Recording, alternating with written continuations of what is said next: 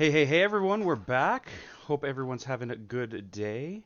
Oh, I forgot to bring the chat up. If you're talking to me, I can't even see you. All right, there we are. Well, hello. As per usual, I have my tea. I will go over what that is in just a moment because I'll use it as an icebreaker. We're going to get into another round of These Are the Questions. If you remember, last 2 weeks ago, I believe it was, we had a conversation with our friend Hexic, and the idea was we're going to talk about some weird open-ended question that allows us to kind of flex our philosophy muscles a little bit, try to answer questions with no real no real world impact directly, but it is good practice for how to think philosophically. And last time it was very spicy. It doesn't always have to be. And if you have any good ideas for questions like this, and if what I mean by like this, you can check the video I had last time, or stay tuned for the question we're gonna have coming to get an idea of the kind of thing we're looking for. Feel free to let me know. One of the places you can do that is actually where we're going to be having our our meeting here, which is in my new Discord channel. The link to which is both in my Kick description, I just added that today, and in my YouTube channel description, also just added today, where we can engage in all sorts of conversation in the community. It's new, I literally only invited Hexic so far, but it'll be a good opportunity for you to participate in the community. You can submit ideas for these are the questions or things that you'd like me to look at, so on and so forth. So if you give me 1 second, I'm going to make sure that Hexic is ready, and then we'll jump on in.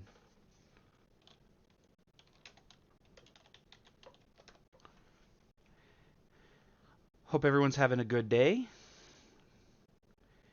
This time, as I say, the plan is to be a little less spicy with the question we're asking, but that doesn't necessarily mean that we won't veer into areas of relative spice.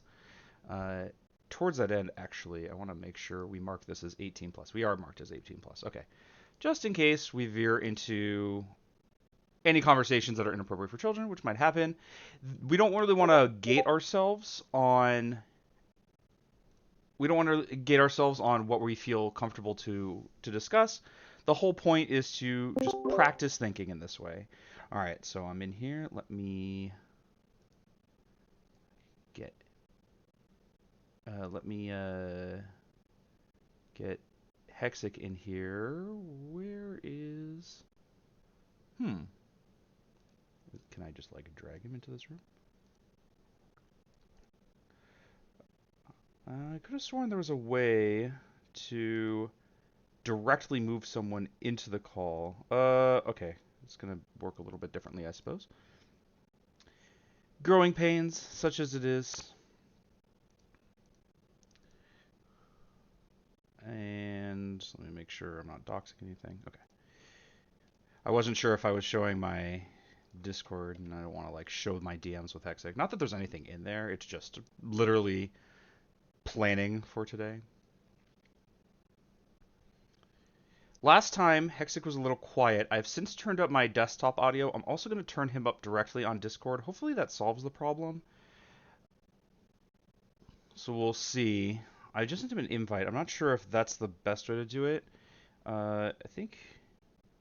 Okay. Actually,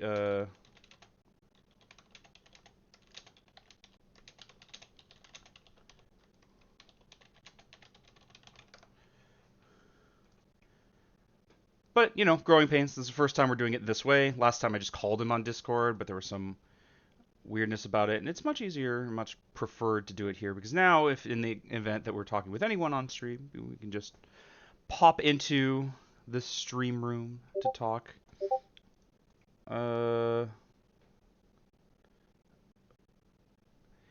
It is weird debate day, Camgal.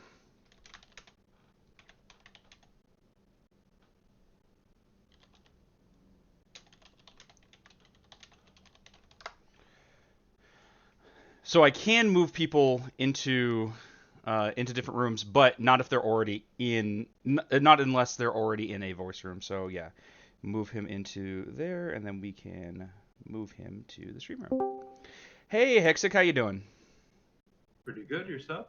Doing well. All right, should we get camera setup going? Let's see. Last time mine just didn't want to load. I'm guessing that's because I'm streaming and OBS is using my mic as well. Hmm. Yeah, it looks Let me like see it's if not I gonna can like. change my video to the actual projected thing I have set up right now. Right, right. Yeah, you have like that little avatar you had going, right?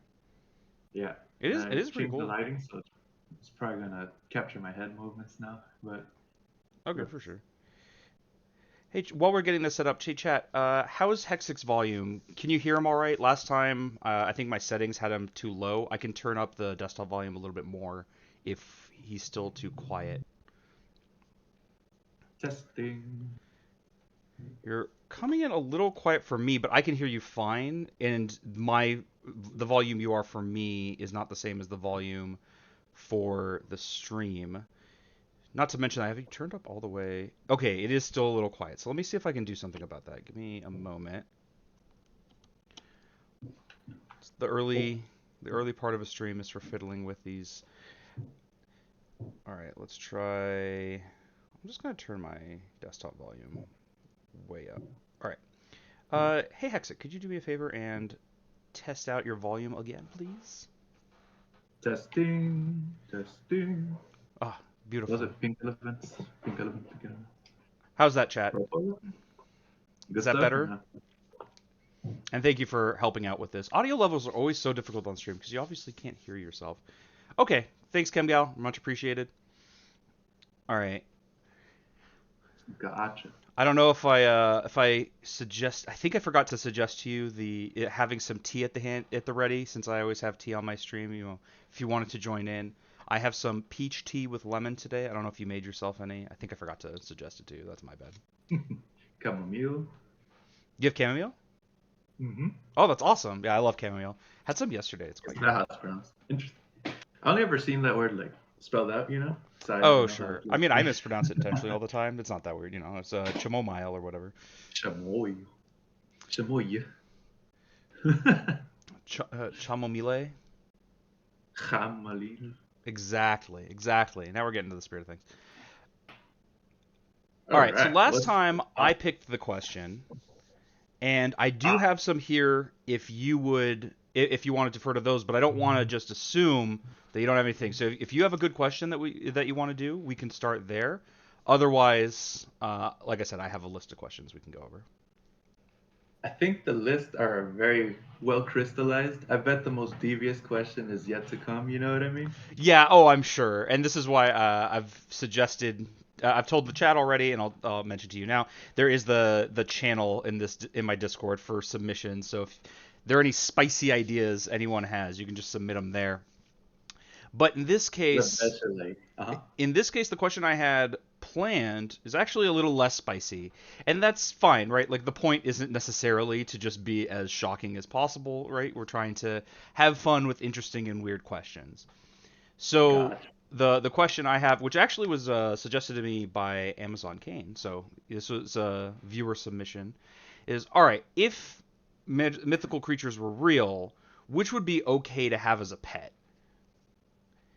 And there are Okay to have. compounding questions on top of that, but we'll start with that one.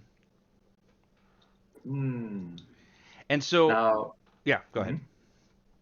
I guess we'd have to establish like just how wide-reaching mythical creatures are.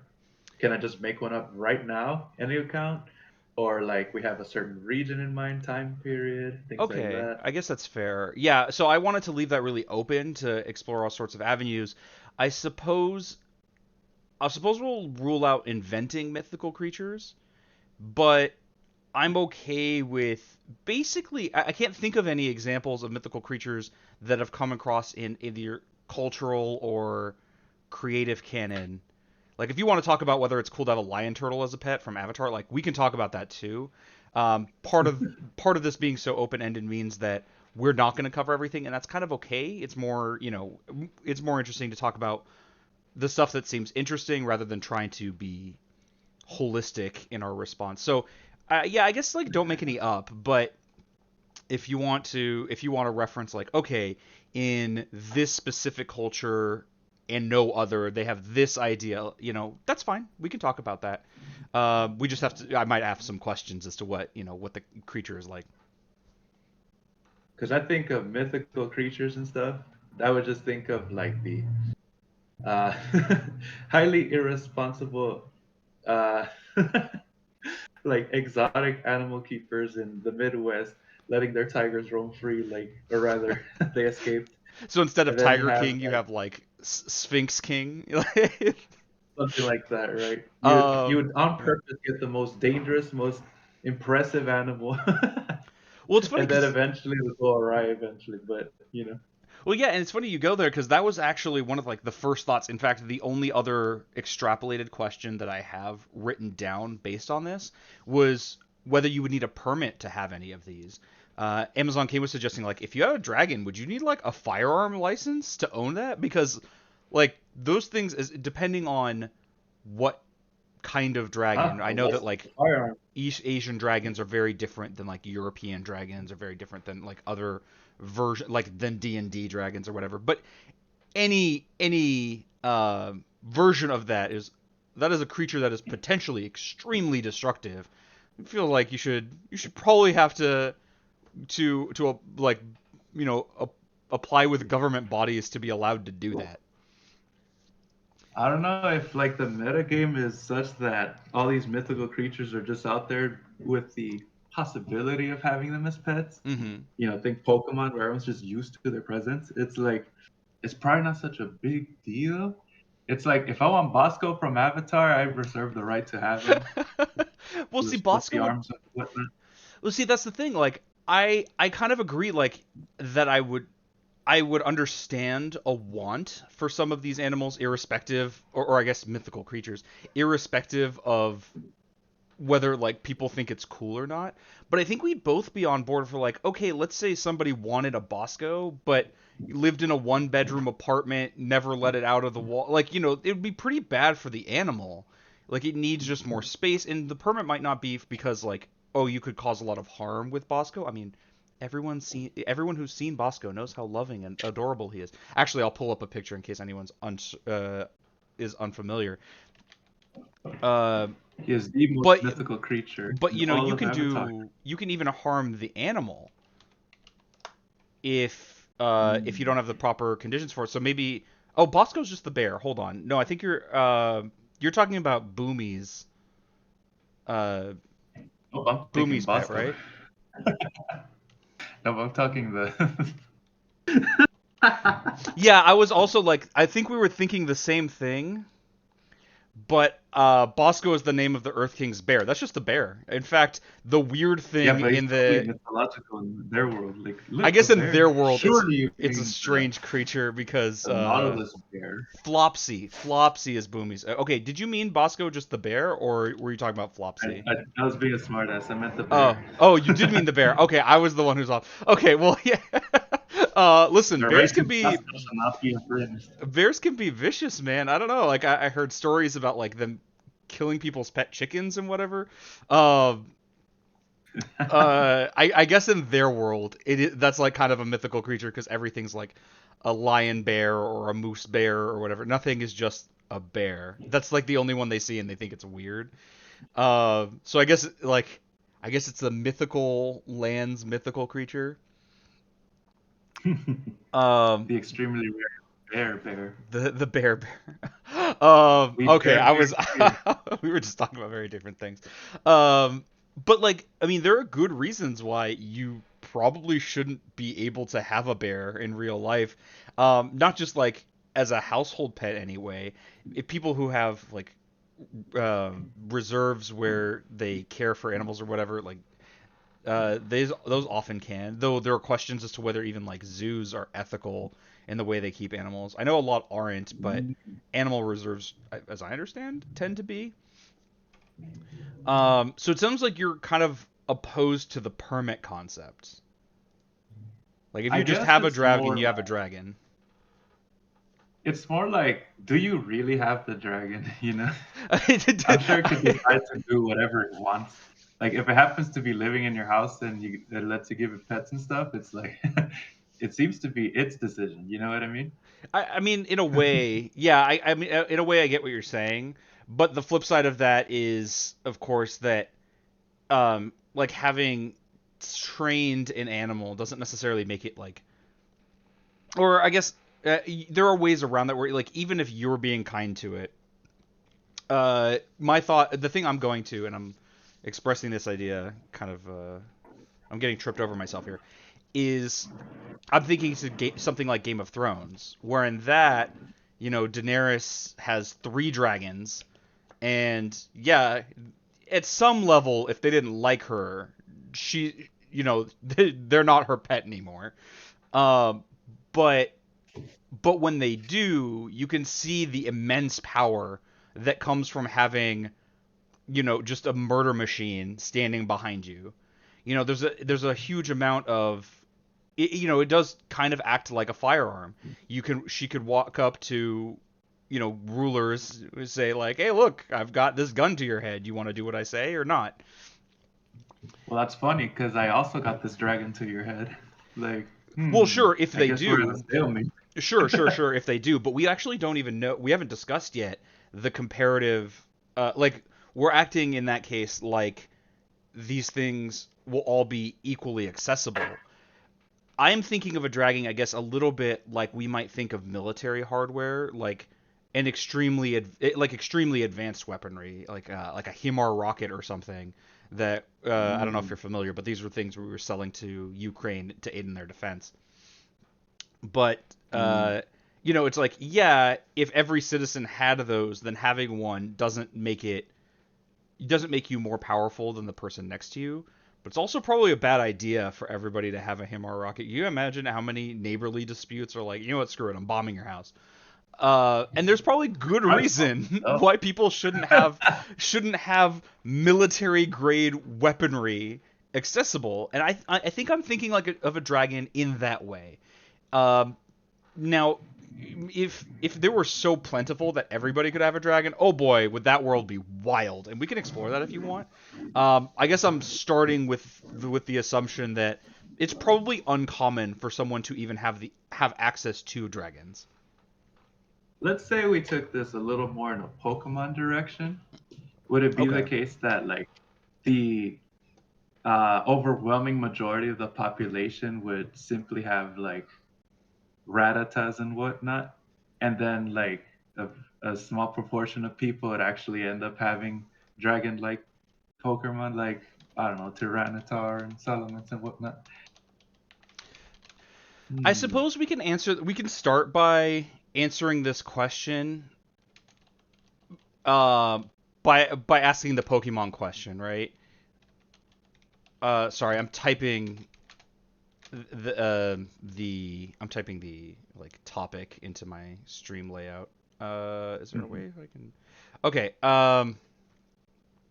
So we can start by asking about Pokemon. Like, is it actually ethical to have Pokemon as pets? And then we can extrapolate from there. Because if you're thinking of it that way, okay, sure. Um, I guess what are Hmm. your thoughts on that to begin with? Let's see. It seems to be of a like mutually beneficial arrangement here. There's the Oftentimes, cases yeah. where sure. And then when it isn't, it generally has to be resolved in one way or another. But it seems to me that it equalizes, I suppose, as terrible as the events that have to transpire have to be. A little bit of reverse. But it's like this guy's having problems with doing like the wrong thing here, but then eventually it just kind of like some sort of karmic retribution happens where either somebody else with a Pokemon corrects the situation, the Pokemon itself decides to leave or goes on a rampage or whatever, and then we have to solve that problem with other Pokemon. Or somehow we gotta be clever with just people or whatever. but then it's not the overwhelming majority of cases or something because everyone's just running around with their, I don't know, sun temperatured slugs or Uh, literal crocodiles. I guess I'll say like that does sound really optimistic thinking to me.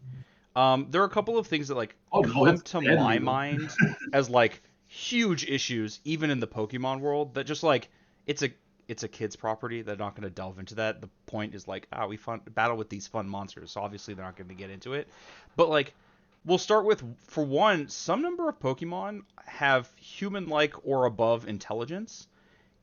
Having one as a pet, like, could you imagine having a human as a pet? We call that slavery. That's pretty messed up, actually. Even if you don't like require of them any labor, though on the other hand, like some people engage in like slave play, and so if they're both consenting Oh, to that's it, perfectly wholesome. yeah, like if people are consenting to it, it's not that bad.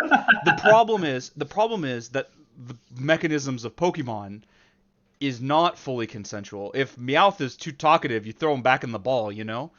Um, there's Yeah, but an they do it a element lot on of their own. there's an element of power. There's that power dynamic that is held unequally by the owner, which I think does cause a lot of problems. I think, or at the very least, is of the potential of a lot of problems. Pokemon generally skirts this by just never showing a trainer who's abusive, but we could very easily imagine an abusive trainer and just like, what do you, that's a huge problem.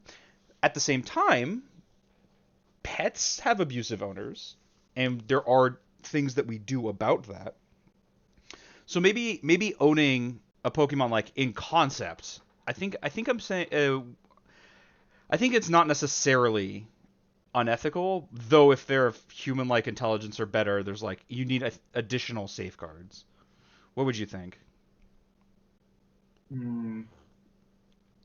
The safeguards just sound to me like funny little ways to channel power to exactly the wrong people you don't want them to have, the people that are out to control others. I mean, It's like they'll try to muddle the waters by calling it pets when they're clearly a little more intelligent than that the Pokemon themselves will probably object to it, maybe. And then it'd be something like, whoa, we could just, it's slavery, so no. And then you have some like whole story mode to go against it with these weird ideals going clashing each other. I don't exactly remember the plot to Black and White, but I feel oh, like it I was didn't play them. something like that. But But since those I don't kinds of remember, I'm just gonna regulations are take also that on. kind of important, right? Like we don't want people who like abuse their Pokemon and to just be able to do that and be okay with it.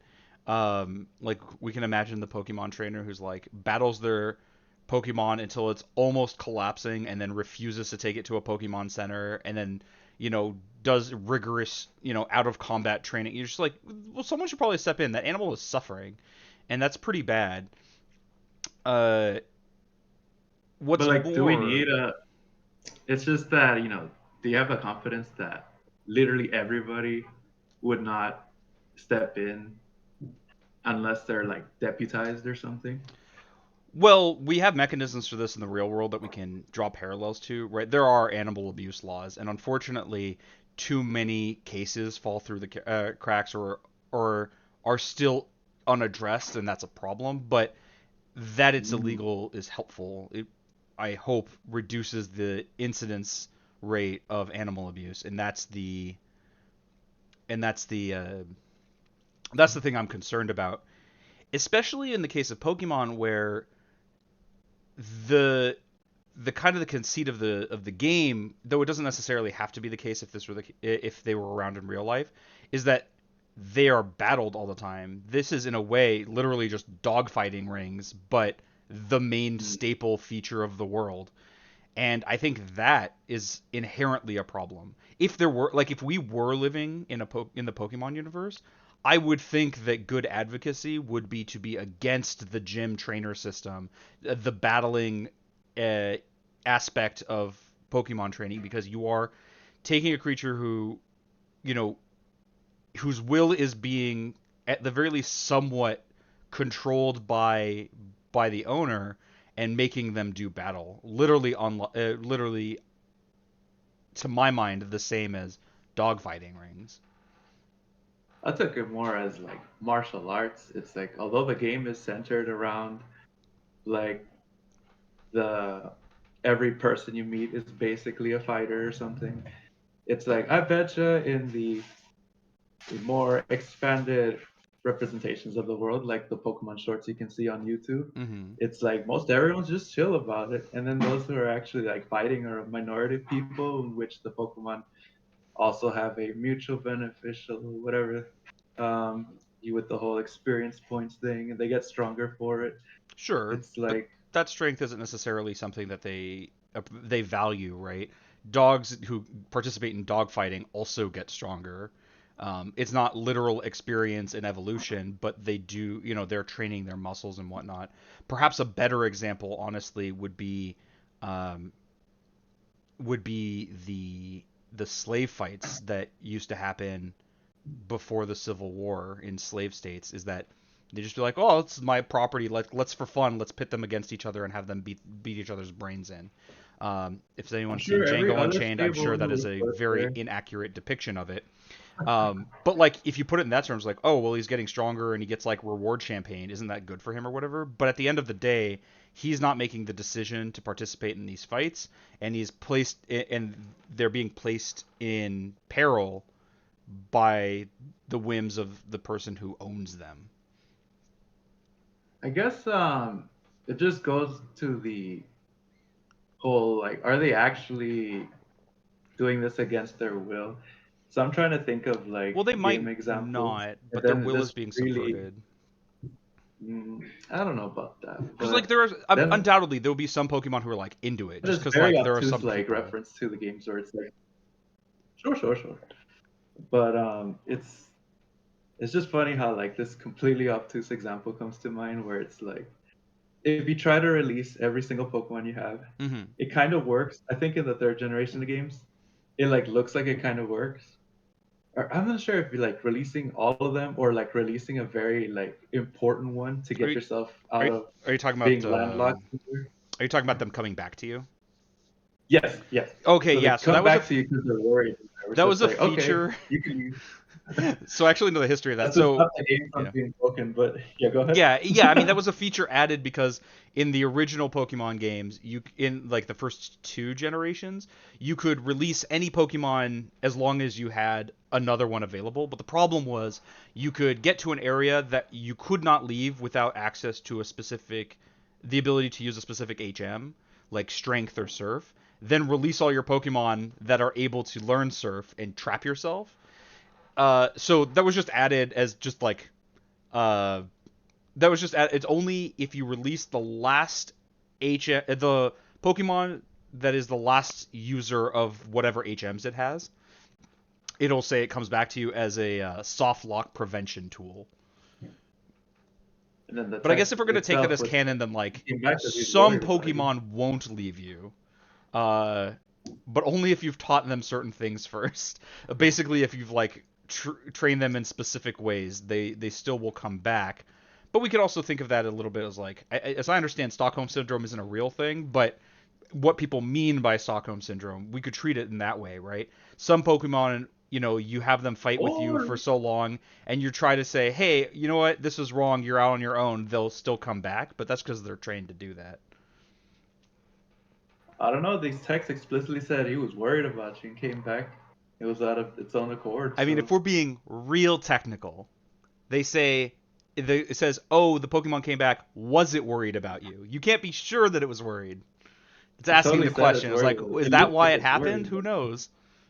It says though. It looks like it's worried about you. Oh, it just says it looks like it's worried about you. Sure, but even if it's worried about you, that doesn't really much matter. At least as far as I'm concerned. Sure, there will be some Pokemon that will be interested in participating in this, but we can also see from the mostly from the anime as opposed to the games, that Pokemon just kind of exists in the wild, like we think of animals existing. Like Butterfree is literally just a butterfly. It's just hanging out. Left to its own devices and left to their own devices generally, Pokemon tend not to get into constant fights to level up and like that doesn't I think seem they like a do. thing they do, or at the very I least think they not do. much. I think they hunt each other and kill each other. Sure, And sure, the ones sure. that are left are the ones that grow.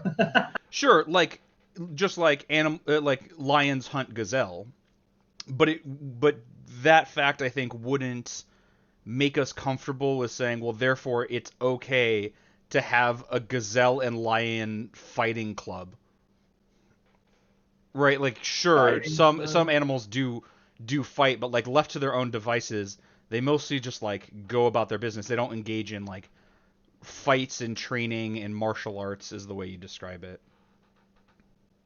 Well, I guess my point with that one would be something like, let's just remember that the the thing we're trying to erode at is Mm-hmm. keeping back the harsher reality of, I guess, whatever the wilderness is.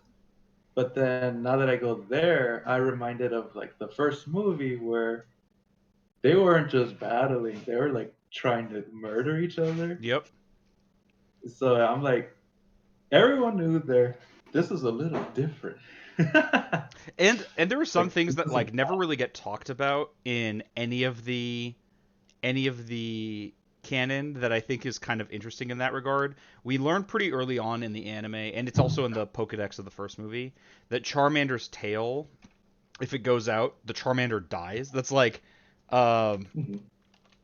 but That's an we're ability like constantly when you play the that. game and when you like engage in Pokemon fights, you're constantly putting Charmander in situations where like, oh, it makes the most sense for an opponent to send a water Pokemon out, and like if it dies, it dies. Like it obviously can't happen in the game because like how would you do that? And oh my god, would that be a terrible idea?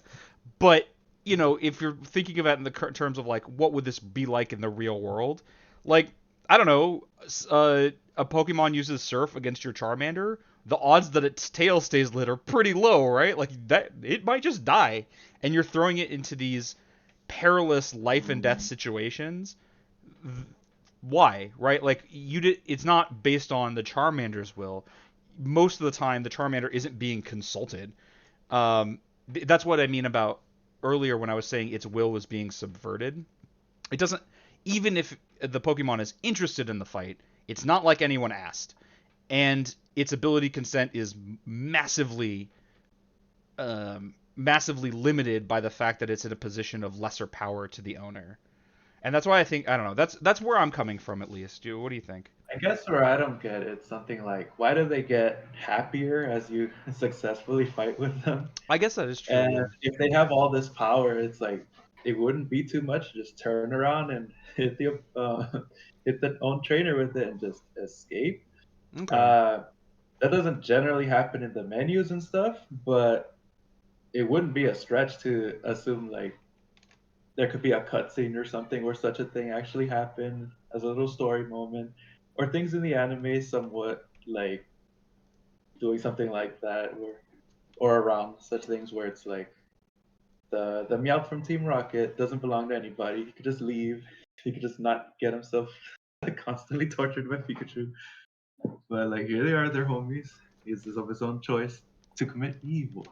I don't know, but Though I maybe I think got a little trapped I there. think But some amount of that can be explained by things we know. So like, with wait, what the hell happened to my stream? Oh, sorry, I goofed something. it didn't blow up though, right? No, no, no, no. I just Okay. accidentally deleted the wrong thing. Um, but the thing that comes to my mind is like animal taming. Like, yes, after a while, an animal will become okay with its position. Doesn't mean that it was necessarily like that it necessarily likes what's happening to it now, so much as it's just accepted it. This is partly I'm thinking of like horse taming. Like after a while, they stop being so rambunctious. But the other thing I'm thinking of is learned helplessness. Are you familiar with that? Yes, the elephant with the rope trick. That I'm not familiar with. I don't know what you mean by that. Okay. Basically, if you have a calf from when it was born and tie its leg to a stump, it's too small to like actually escape. But as it grows up and you continue to tie it down to the stump, I don't know if it's real by the way. There's more like the legend or whatever. Mm-hmm. But as it grows up, eventually it'll be so massive that nothing can hold it down. Like a little rope won't do it. But because of the learned helplessness, it doesn't while they're trying to escape, and it doesn't know that it can. Yeah, okay. So yes. That is more or less what I'm talking about. I heard a different example. The one I was that I had heard was like the dog who's on an electrified floor panel, and like after a while it will just stop trying to get off of it and just lay down and accept the pain. This is something that like we have to keep in mind with the situation of like, well, just because like after a while it's okay with it doesn't necessarily mean that we haven't done something unethical in getting there. Hmm. That's at the very I least guess what I'm I'm very thinking. hyper focused. I guess I'm more hyper focused on the. I don't know if it's like from the opposite end and we're about to reach a certain meeting point, but it's like I'm more concerned about the helpless individual in question.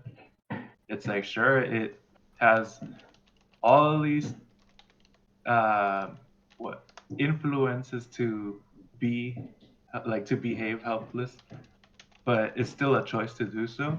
Okay. And then it's something like, I guess any uh, hmm, Though I think my I don't response to see that how it is doesn't. It doesn't. I don't know how it like still isn't up to the actual helpless party to like do something about it. You know? I don't know, something like that. I guess in a What are you way, gonna do? but like It's yeah, like at some level okay, it's kind of a the choice. unethical parties. It's like the unethical party. Sure, they did their thing and they're gonna get what's coming to them eventually. Sure, but then it's like okay, how about your part of this whole deal? Turn around on the trainer, use flamethrower or whatever. Um Yep. so I mostly become uncomfortable with this Or don't. line of um of thought based on some of the history I am aware of with slavery. So like there are stories of like okay, there's I'm just taking this straight from Django Unchained. I imagine something like this happened a lot.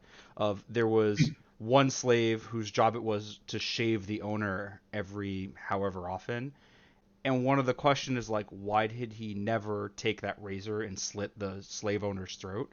Like, why not free it? Like, kill your enslaver and free yourself. That would be extremely justified. But that they don't is, I think, more, or that sometimes they didn't. I think is more of a psychological is interesting in a psychological lens rather than I think a justifier for saying, well, since they didn't, then clearly they're okay with their position. I don't think I've I'm never said comfortable with that. that. And I know you didn't really say that. No, that's right. And I shouldn't imply that you did. So sorry for that. But what I mean is that's kind of it's kind of a similar it feels to me similar in in the terms of this discussion, right? To say, well, the Charizard can turn around and flamethrower you. So since it doesn't, isn't it at some level okay? Yeah, okay with what's going on? I'm not sure that I'm comfortable with that extrapolation. And I'll put it that way. I I'll like guess let you chew on that. I'm not. I don't. I definitely don't want to imply that you were saying what anything about slaves and all that. I guess I'm a little simple, a little brutal, I suppose. I But know we all want Pokemon, and I understand that like that impulse exists. I have it too. Like it would be really cool to have like a Squirtle hanging out with me. I don't get me wrong. I think I think to like moderate this a little bit. I think the majority of what would make Pokemon ownership unethical is the battling thing. If you just it's just have a there would Squirtle as a probably pet and be. you're chill and you're bros or whatever, to me that feels like having a dog. Like, okay, like you're not harming it in any way. If anything, you're providing it comfort and a good life and love and happiness. Where I take issue is when you're like, okay, now fight other animals. I think what since you took it back there instead of like whatever the deep murkiness we were about to step into, Hmm. which was probably arguably the funnier place to be, but I digress. To go back to Pokemon, Yeah. it would be something like uh, I bet in the real world, if that would be the case, there would be some allowances for fighting because it would seem that the Pokemon do in fact fight out of their own accord as well. So then to have like the trainers go along with it as if they were like coaches and stuff, the laws would then be something like, here's a little pressure release in that we're going to have the official uh, League of Fighting. I don't know, a Pokemon League, if you will. And here are the rules for ethical fighting. No punches below the belt. No biting into the Sure. throat like in that one time in the movie. No, No extinguishing Charmander flames. I get you. and no like straight up fatal techniques. You know what I mean? Okay, I So would like be guillotine's more probably on board with banned, that. maybe, I would be but more on but board then with that for sure. But I think. and then Okay, so sorry. Go ahead. people are just going to put them in death matches anyways, regardless, you know. So Sure, but oops, then we at the the very criminals are least criminals. We better they make are crime codified illegal. rules like don't do that. Like you're saying, like these are explicitly things they shouldn't be doing, which like well that's what you would have to do, right?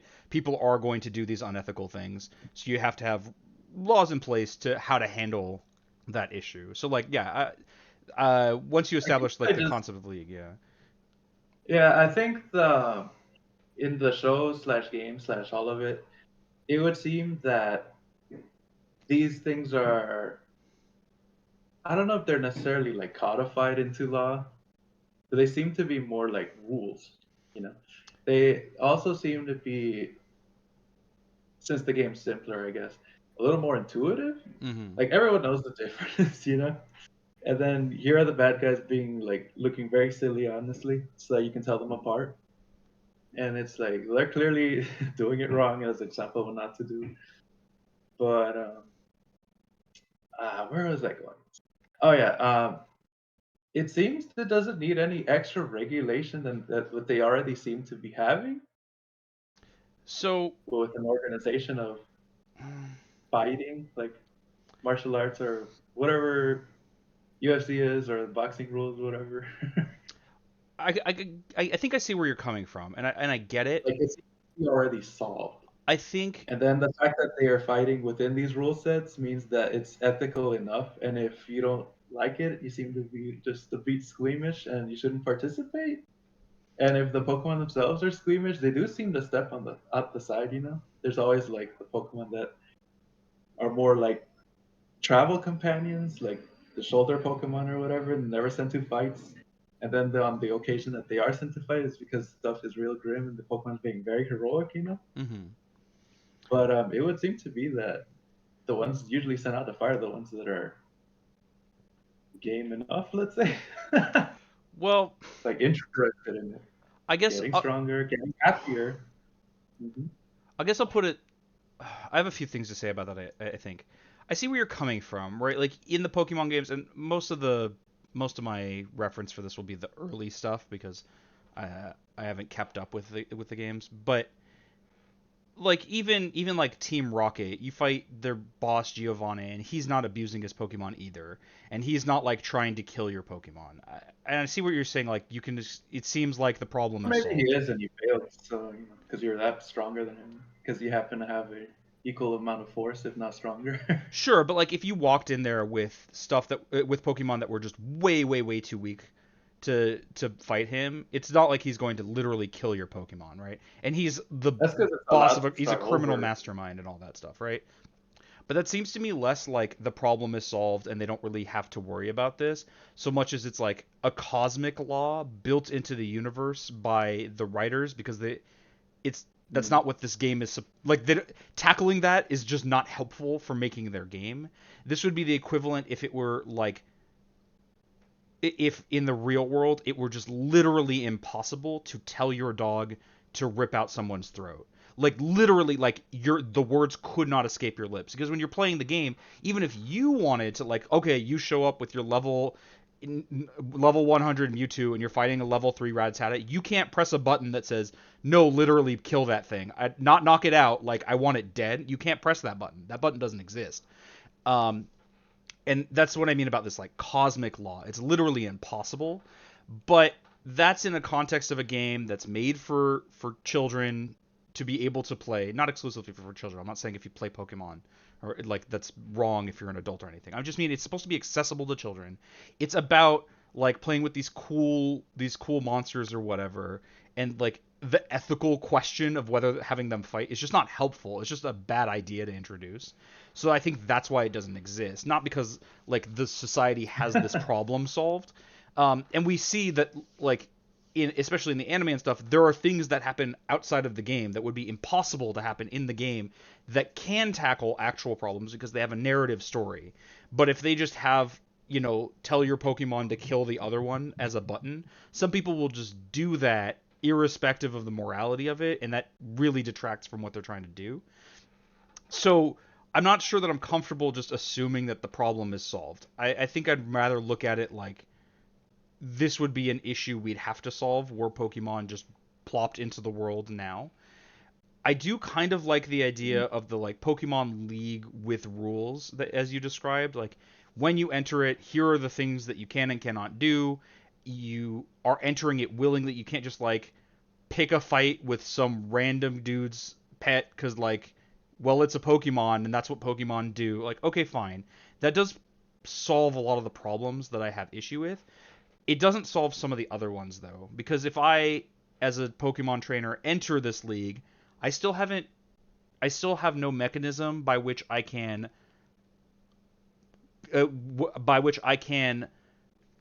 uh, gain the consent of my Pokemon.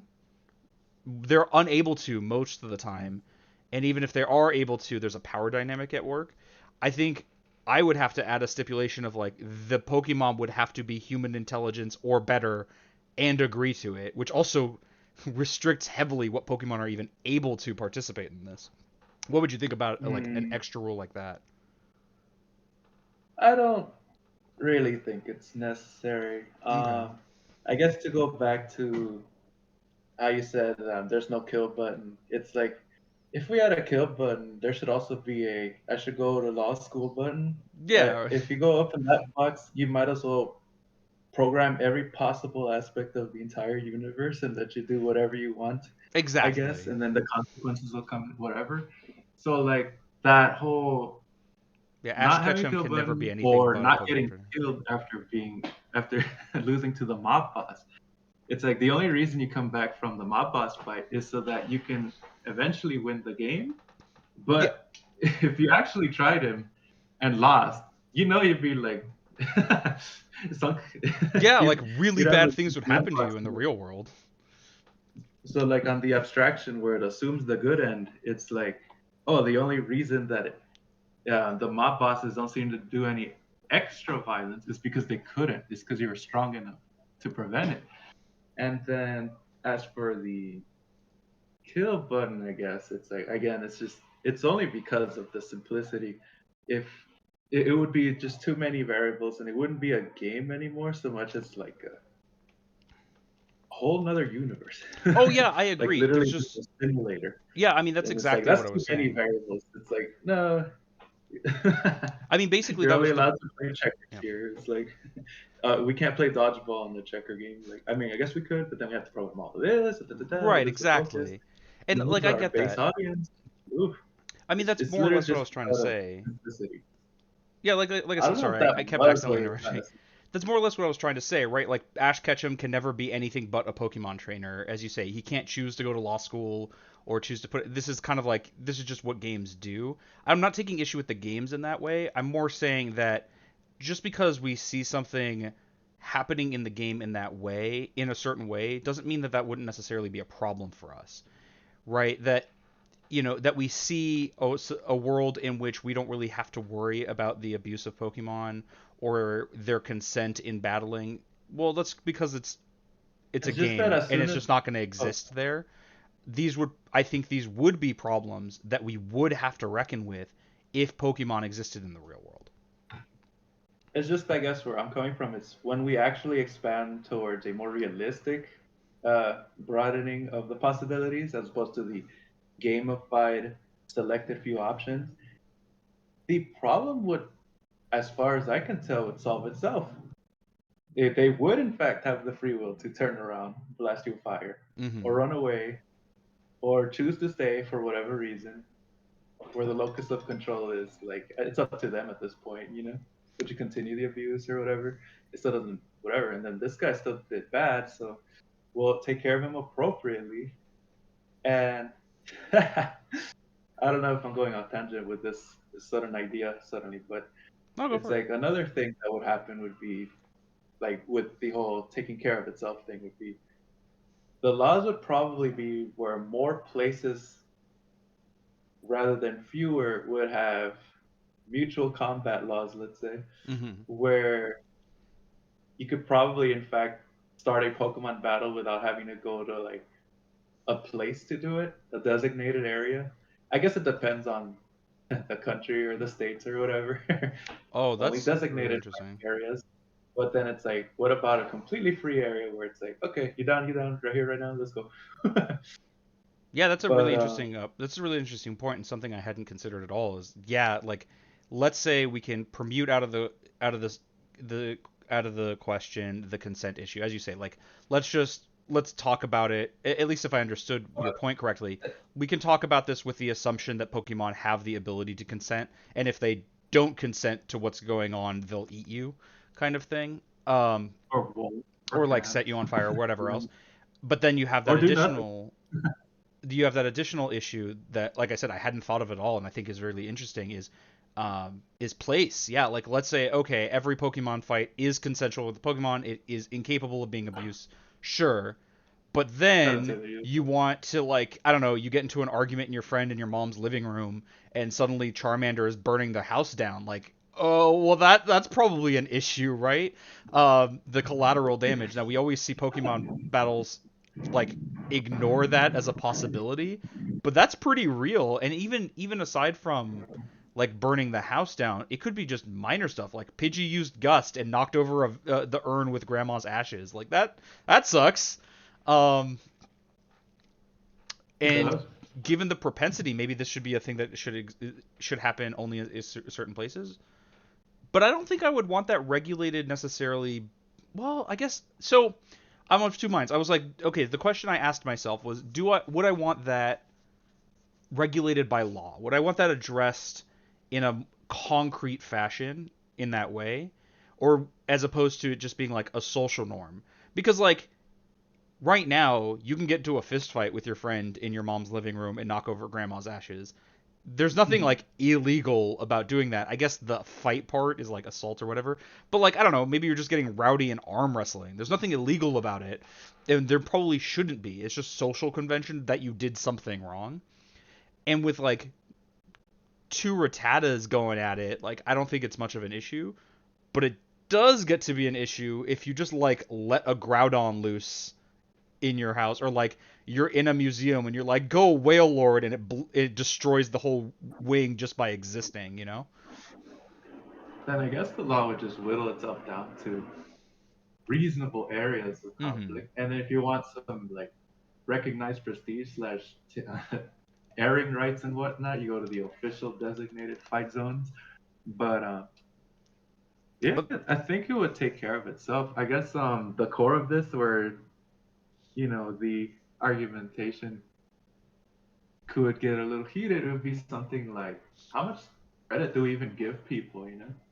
It's like I think the common sense would be made apparent if, at the very least, through the consequences of the destruction, it'll just a meta of a meta ethic would arise that fits the area, the place with dragons and whatever. And it's like I think people will more or less know how to conduct themselves in this, lest there be extreme consequences. And if there is consequences, well, too bad they learned the hard way, I guess. But then most people would be like, okay, that's too much, and that's fine, and then act accordingly without needing like some sort of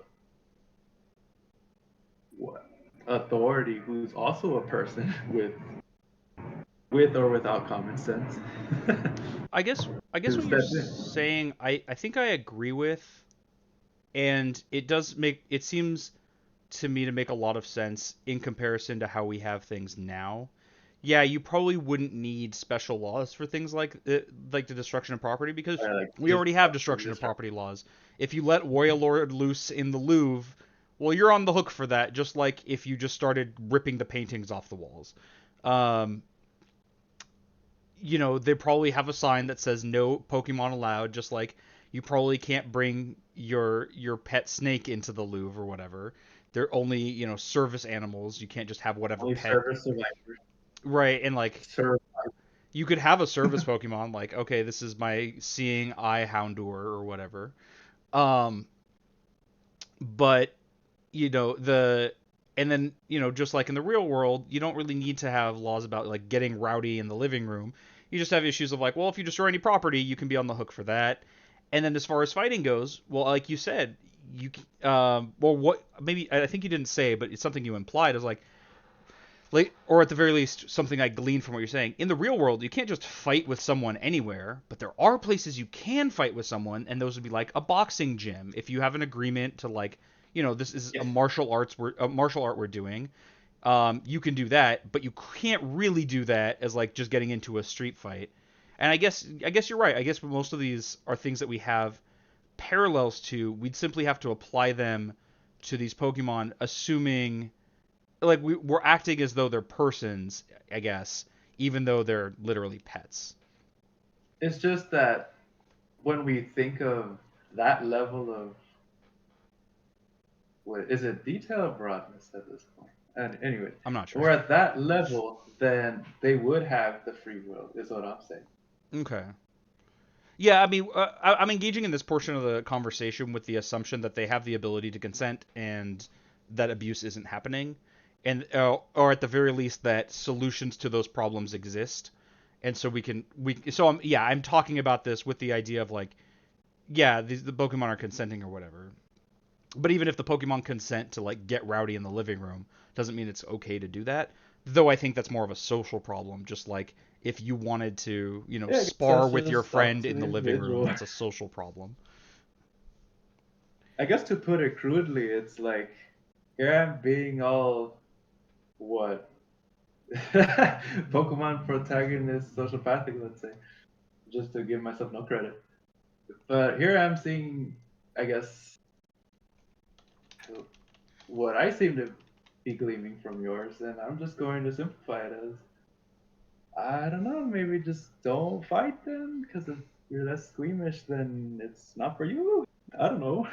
And like for me personally, Like I mean, you I'd made me rather want just that club have over like there. if I got to have a Pokemon, I'd rather just like I said, just have a Squirtle that he's my buddy, and we don't have to get into fights. That's fine. We just hang out and we're cool, and I like Yeah, you, and I make sure you're okay or whatever. we can have both. Yeah. Um, I would have a lot of concerns for the Pokemon fighting because it seems ripe for abuse and possibly necessarily abusive in the way that dogfighting rings are. But if we're gonna like avoid that conversation or at least treat it the Fighting way we rings. treat the way we treat things in the real world or like you know kind of I skip guess let's that just question, look then at like yeah. dogfighting. Let's analyze dogfighting in particular. I feel like there's something that is blocking the bridge here because we were so Okay. close. And then you said dogfighting is away. No, no, no. Like that's not what I'm saying is happening. There, it's No, just I this know. thing or whatever. You're treating And I it know you're not giving. yeah. I know you're not like pointing your finger like that. Like oh, you're into dogfighting. No, no, no. No. But Obviously no, you're not. And my it's like assumption to that bring yours that up is at all. It's like oh, did I? There's more to uncover here because it's like ew. if you'd I like don't I want can to explain where just I'm leave coming them from on alone. that. Sure, sure. Yeah, so the way I'm looking at it is like I'm going to dogfighting as a thing that I'm sure we would both agree is an unethical thing that exists in the real world. It Yep. is also a thing where a person has a pet that they compel to fight other people's pets. And we understand that it's unethical for a huge number of reasons. One, it's abusive to the animal. Two, the animal cannot consent to being in these positions of peril, so on and so forth. Those aspects that I consider the reasons for dogfighting being unethical, I am noticing in the circumstances with Pokemon fighting, in that one, they are effectively pets, right? They are animals that exist in the world and you like tame or capture or whatever, and now like they're yours and they hang out with you and whatever. They are put in positions of peril often, depending on the situation. Like we said, like a Charmander could theoretically just die if it fought a water Pokemon in the wrong circumstance. Um, they're put into these positions of peril, and they're often unable to consent. The reasons why I say they're unable to consent is one, they're often animal-like intelligence, just like animals in the real world, like there's dogs in the dogfighting ring. Um, but even if they're not, they're in a position where they are literally property. I know we don't treat them like that, but if it starts acting up, it goes back in the ball, right? Um, it doesn't really have the agency to escape its condition, um, its place as a pet, uh, and therefore there's this power dynamic where even if it were of and if it had the intelligence to have like personhood and the ability to consent, it's put in a position where it's unable to. Kind of like when a boss makes a pass at an employee, that employee is unable to consent because of a power dynamic, right? And so the Pokemon, in the same way, is just not able to agree to this position of peril that it's being put in. And those similarities are the reasons why I keep going back to dogfighting. Is like, this is comparable. These same issues exist. It's the same problem. Now, in a world where that's not an issue at all, like if we can assume away, if we can just like wave our hands and go, no Pokemon is ever like every Pokemon is always able to consent. They're never in any real danger. Sure, they're still at danger of being harmed, right? Even if they get knocked out, that's an unpleasant experience. Um, like it would be kind of like, I guess if you or me were just put into a boxing ring against a professional boxer, like we're not gonna die probably, but it's gonna be a really unpleasant experience. We're going to Probably. like suffer a lot being placed in that ring, and the fact that we wouldn't have consented to it would have been a problem, even though it's not like at risk of death. And so like those parallels, I know I kind of went on a bit. Thanks for listening to me, hearing me out. Um, Mhm. but like those parallels and those issues are where I take issue with like the whole Pokemon fighting thing, and why I keep comparing it to dogfighting. Does I that make sense? At least suppose I understand that like we don't agree here, and that's okay. We can talk about this I think we do agree though. moving That's past the this funny aspect. part. Sorry, what was that? I feel like we do agree. That's the funny part. Okay. It's just the hashing out to put it in terms where we both absolutely understand each other, Mm-hmm. like a mutual language or something. Yeah, for sure. That's the hard part.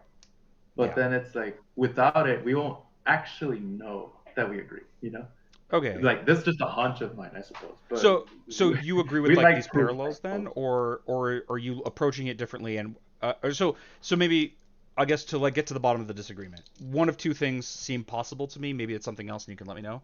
Either it's the case that we agree with my assessment that Pokemon fighting is like inherently a problem and is comparable to dogfighting, and I simply have been misunderstanding that you've been in agreement with that, or we disagree on that axis, but there's something I'm missing about what you've said that makes this a non-issue. Uh, so My to guess is it's the repeat second. your first half, are you saying that all Pokemon battle would be dogfight? No, Just have it no, not very every instance. I can imagine instances where it's not the case. If there are Pokemon fighting in the wild, no, because animals get into fights. They're not compelled from by their owner to do so. They simply do it. Now, it's not great to have fighting. I think violence is often bad depending on the situation. But like, no, animals get into fights. If if Pokemon do it, that wouldn't be like a dog fighting, right? Also, if we are able to somehow know that a Pokemon is able to consent. So, for example, a Pokemon like Alakazam that is very intelligent, very much able to understand its circumstance, instead of being captured by an owner, like goes up to one's like, "Hey, I want to do this Pokemon fighting thing. Can you like be my trainer?" And then gets involved in a situation like that. To me, feels extremely okay. That feels to me closer to professional martial arts than it does to dogfighting. The issue comes at this like at like whether they can consent I guess that the consent is the big problem, right? Whether they're able to consent in just almost no circumstance with Pokemon fighting, are they able to? Um, And even if you have something like a Charizard that is exceptionally powerful, but still of non-human intelligence, it's still like more intelligent, I think, than dogs generally, but not intelligent enough where we would consider give it personhood, where we consider it able to consent. Yes, it has the ability to say no by roasting you, but this is where we get to the learned helplessness thing. The fact that it doesn't does not mean it consents. Kind of in the same way that if sexual assault is happening, a person not fighting back doesn't mean they're consenting.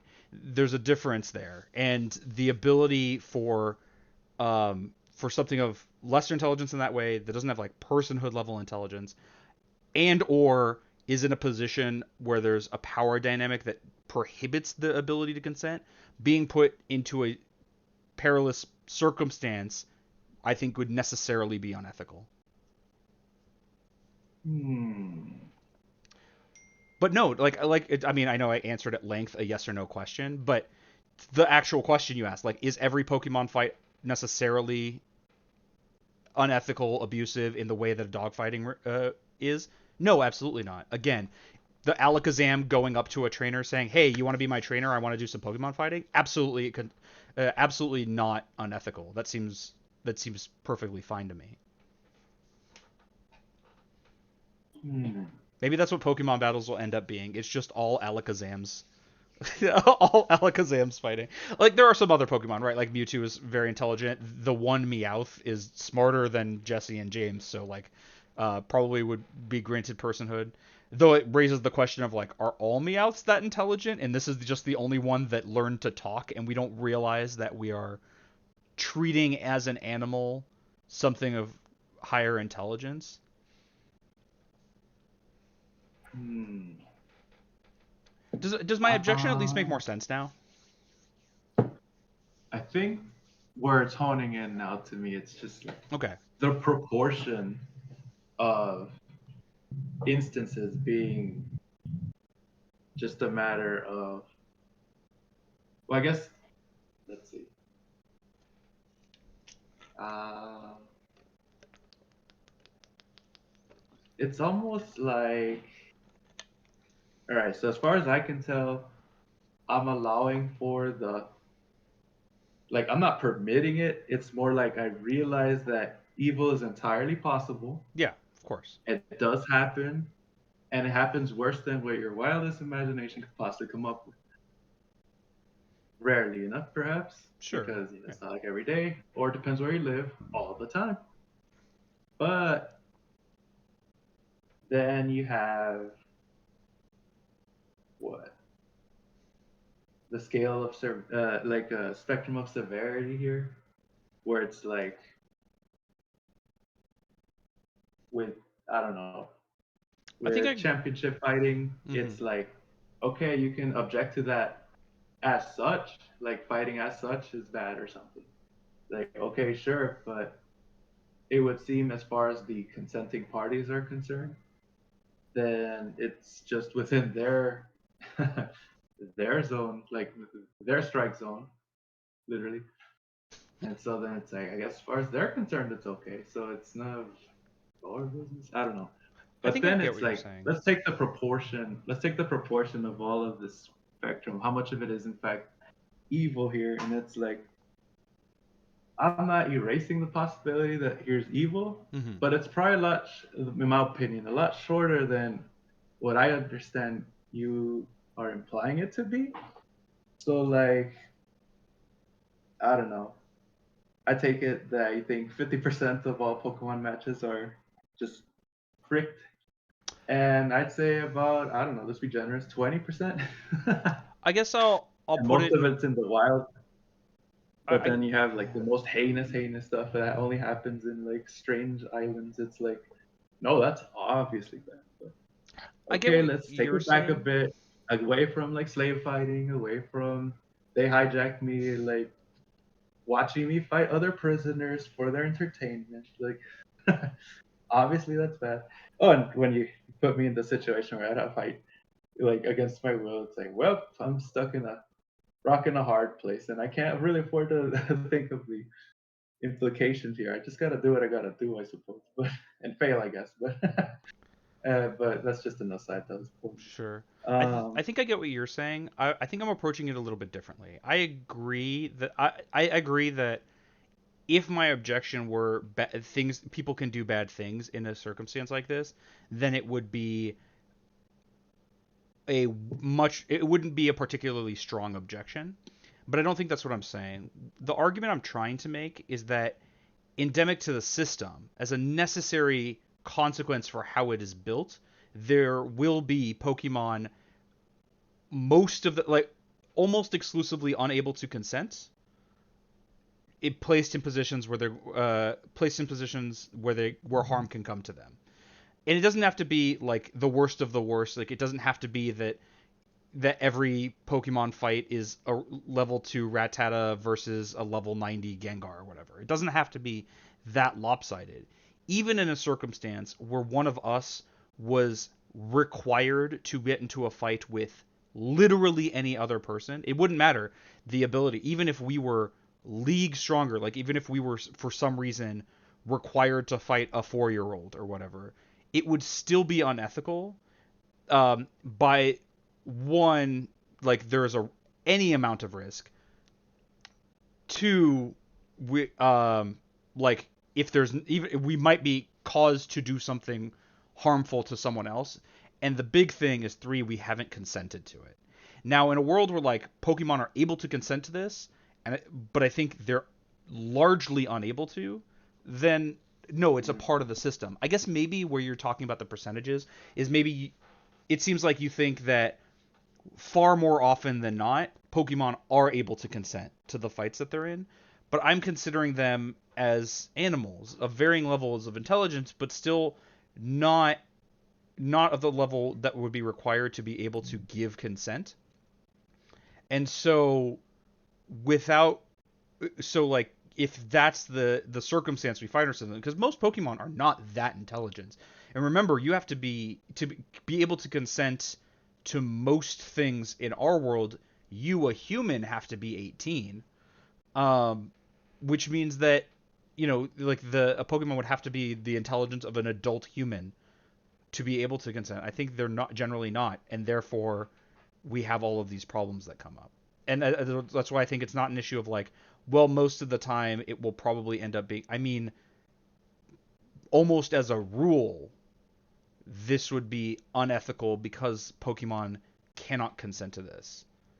There will be exceptions that we can find, and that's why I say no, not 100% of the time will it be unethical.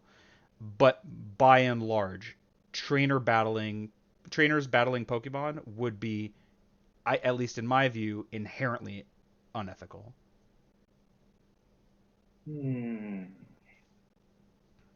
Well, to take it back to the relatively unintelligent Charizard, there was the occasion where it was even Ash's Charizard just refused to fight smaller things because it didn't think them worthy at all for the effort. So there's that. It literally didn't consent to anything and just Yeah, and that's refused to. good, but that was also the exception, right? Well, the exception being that this situation even happened at all. Yeah. So it's not even necessarily that. Oh, the fight I'm thinking of was, I think it was at the league or whatever. So it was at the highest like possible level. So it's quite literally exceptional, I guess and it happened there too. can I make a Um, parallel to that to mhm. explain why I find that objection unconvincing? You're familiar with the Harry Potter series, right? Sure. Yeah, so like house elves, by and large, as depicted, accept their position, except Dobby, right, who takes issue with the position of literal enslavement that they're in. Oh, we're going somewhere. Well, like this is off discussed. I'm not by no means the first person to point out that the house elves in Harry Potter are literal slaves. They Mhm. receive no wages. They often have to inflict harm on themselves. They're at their master's beck and call, have orders, have no possessions, so on and so forth. Now, Dobby objects. So someone making a similar argument to yours might say, Well, then clearly the ability to object, the ability to say no exists. Mhm. Therefore, all the other ones who don't say no are consenting. The problem is they've kind of been stripped of their ability to consent by being in positions where they are owned. There is the exception that will fight back. There is the one person who will attempt to break free of their shackles, but by and large, the consent of the house elves is not even a question that's brought up. People don't even ask if that's a thing that's worth considering. Much in the same way with Pokemon battles, you don't really ask your Pokemon if they're cool with it, and even if they were, the fact that you're their owner deprives them of the ability to consent. Well, I can feel it. That's why I was laughing a little earlier, but it's Oh like I yeah, can I mean feel we're it. getting This is we're this getting a is little it. This is spice. it. We're Yeah, we're reaching getting it. to it. We're reaching it. We're getting it. We're so We're close. finally at the door. Yep. We're knocking, or at least have the hand on the doorknob. This is it. Dobby. Okay, so uh this might make me seem very harsh, but I think it really was on the elves. It's like here's Dobby. We had to wait a billion years for the one hero to try. And then well, look at that. It worked out. But the important part was that despite everything, he realized that he still had the choice. Sure, it was a rock and a hard place, but it's like, how about we choose the least fucked in a show of faith, I suppose. Because if it was pointless, then why bother, right? And but there it is. And or even the slimmest possibility of freedom. And then I guess it'd be on the elves too, where it's like recognizing this rebel here to at the very least not get in the way, because then that would be its own like ethical problem. So outside of the slavery and stuff, it's like here it is, you're bringing somebody else down to keep them down with you, I suppose. I mean, I I guess guess to I save their agree own that ass, but it's like it's understandable. But it's like, was it right? I don't think so. So I guess I just feel this strange, like I don't know, I guess cosmic I point of view where it's like, yeah. in a sense, like maybe the inaction is also immoral here. I It's guess a it hard would be choice, but better. there I it is. It's like get on the train. It's like how about no, but nobody does it because everyone's chicken waiting for the one guy to do it. So it's like, do we have to mm, wait around till somebody's crazy enough to do it and then we all join with them all at once? Or do we have to prepare ourselves first by all being in agreement first and then we wait for the one guy to actually do it? I mean, Or what? yeah, But I'll be honest. I really don't like this line of argumentation at all. There's a lot it's of harsh, problems. that's for There's a sure. lot of problems with it. Like, don't get me wrong. I think it would be cool as fuck if there was a slave revolt of house elves in Harry Potter, but It we were didn't never have to gonna go get that that far. given the It was just author. the minimum effective force, I suppose. But like the thing That's is, what made it extra noble, I suppose. It's like it was, I suppose, just out of sheer negotiation. but remember, like when you're But when you're in a position like the house elves or Pokemon or a very good comparison in this case, actual slaves, there are consequences for disobedience. It's not as simple as like, well, you I'd didn't rather fight back. die, bro. Like, I mean, I'd rather I mean, die. I'll be honest, this really sounds like that whole Kanye West like slave should have fought back thing. Like It's gonna that be like there are mean, bro. consequences for acting up. Like we see Dobby was made to beat himself. Um, this isn't like, oh well, you didn't fight back, so it's kind of on you. Yeah, to some extent, a person is responsible for their actions or their inactions, but also to some level, the circumstances they're in play a part in that, and the circumstances demanding of them what it does, I think, is more of a wrong than their learned helplessness in a case like this. I guess I'm just focusing on the heroism. It's like we got 10 million years of generational learned helplessness. It's like the only thing that could ever be done about it then would be to turn it around Yeah, but yourself. that can be done in a couple of ways, and I think putting the onus Sure. on the And oppressed different. is, I think, inappropriate. Um, It's the like, only yeah, way though. it's Like, really are the cool. oppressors gonna be like, you know what? Well, like At the very least, but the like moral there wrong would be is, some force like that, but it would still take, I suppose, somebody in the oppressed class to convince somebody else who would be sympathetic to then bring it up to the next less sympathetic to the somewhat less sympathetic, all the way to the very top, let's say. And it's like, you know what, that's a convincing argument. Either, literal arguments or I don't know, revolt, whatever. I mean, like But the I guess moral. the force here is enough to be like, okay, the game's unchanged now. I mean, the Go. moral weight I think has to be obviously with the oppressor. Yes, and like no, obviously like anything that can be done to free the oppressed in that case is often justifiable. So like I'm glad that in the Haitian Revolution the slaves were able to free themselves. That's great, but it was not wrong for slaves in America to have been unable to achieve that same result. Some tried, Mm, some didn't, but at the end of the day, the system has to be torn down, and the powerless are not the ones who are able to do that. That's the whole point of powerlessness. It has to come. It doesn't necessarily have to come, but the onus for change should be on the ones with power. It's obviously good mm, for Dobby to have broken free, for slaves to have freed themselves when they did, but it was also good and more important that the 13th Amendment was passed and that FDR finally put an actual end to slavery. And that didn't come from the powerless. That's the whole thing. They were powerless. And while like no, you can't just sit around and wait for it. Neither can I think someone from the outside say that the onus is entirely on the person subjugated here. So like a Pokemon not breaking free, by the way, might not even be possible. Remember, Pokeballs, you can just be like, all right, I recall you into the ball, and then you just go into the PC forever. it's just they come out Um, all the time. Wobbuffet, I guess Psyduck, that's kind of true.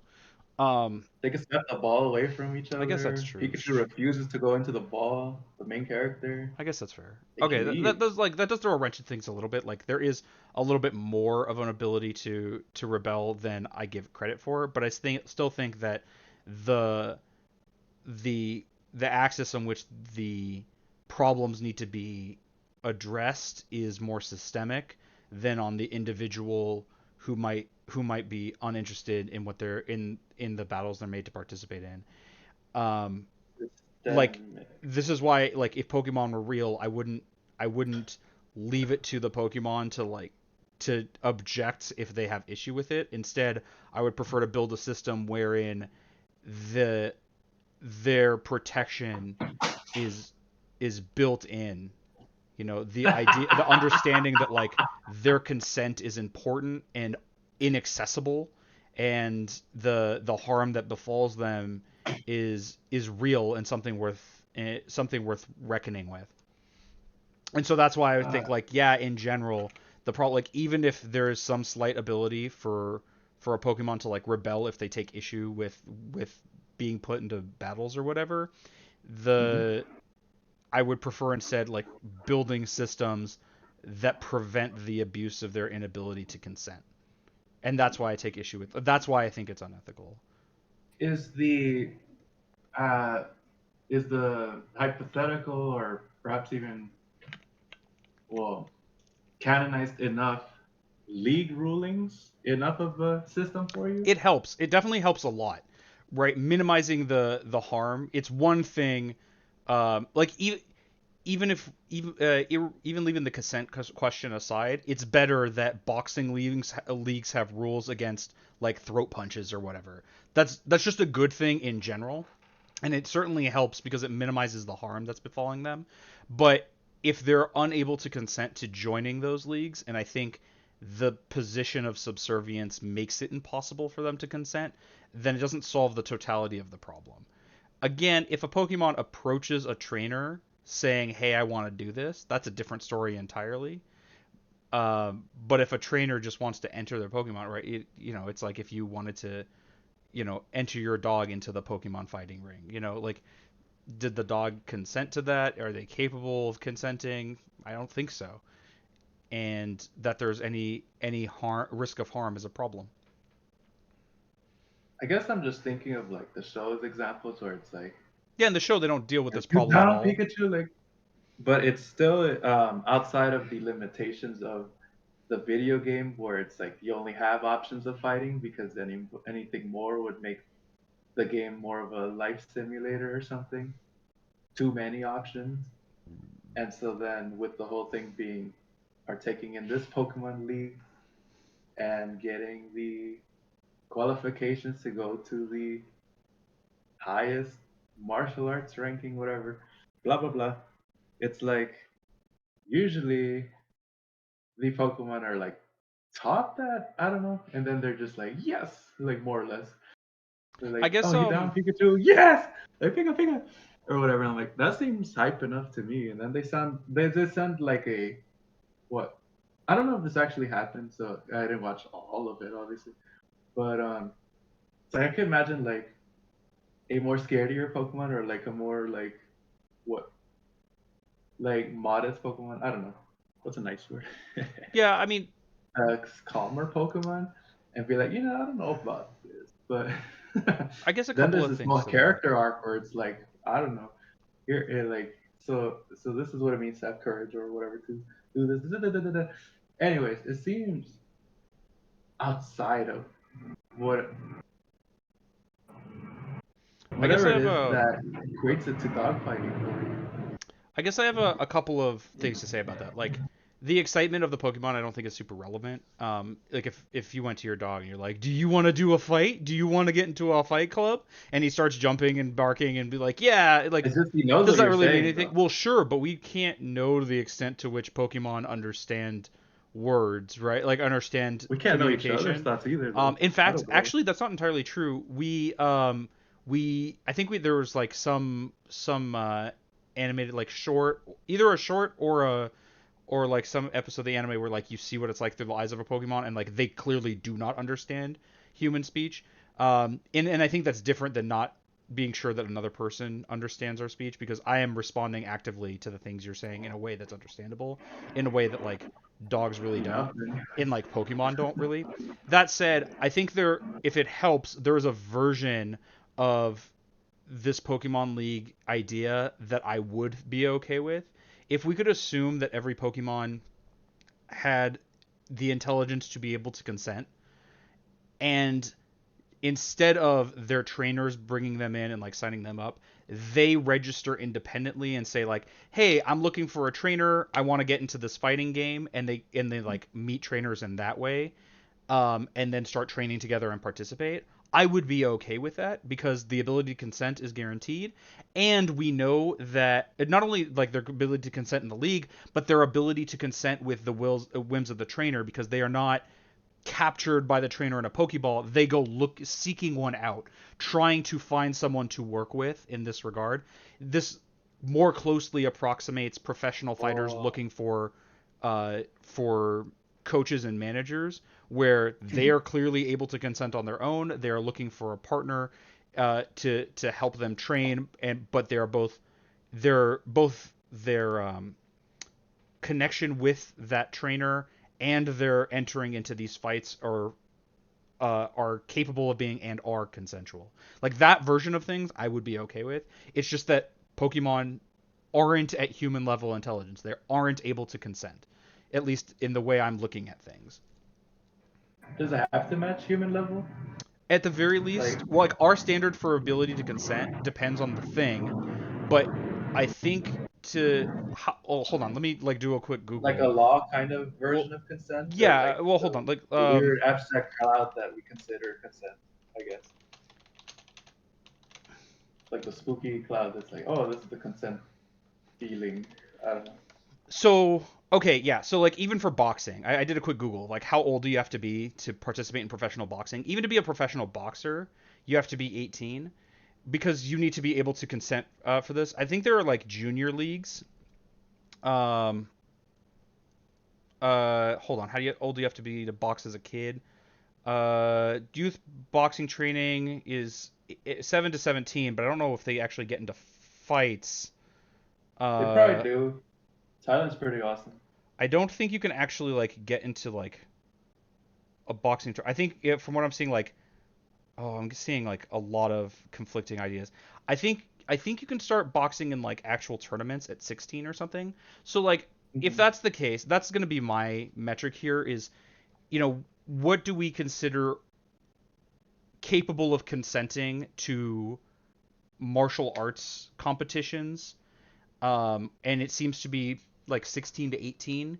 So no, it doesn't have to be as intelligent as like the smartest person, but at least as intelligent as a mostly developed adult. Like I know you're not like I know at 18 that's kind of an arbitrary line. Your brain doesn't fully develop until like 25, but we consider 18 an adult. And so like at least adult level intelligence or like close to it with 16 or something. Um then like that would be that like so no, they don't have to be like fully intelligent as human, but pretty close they have to be.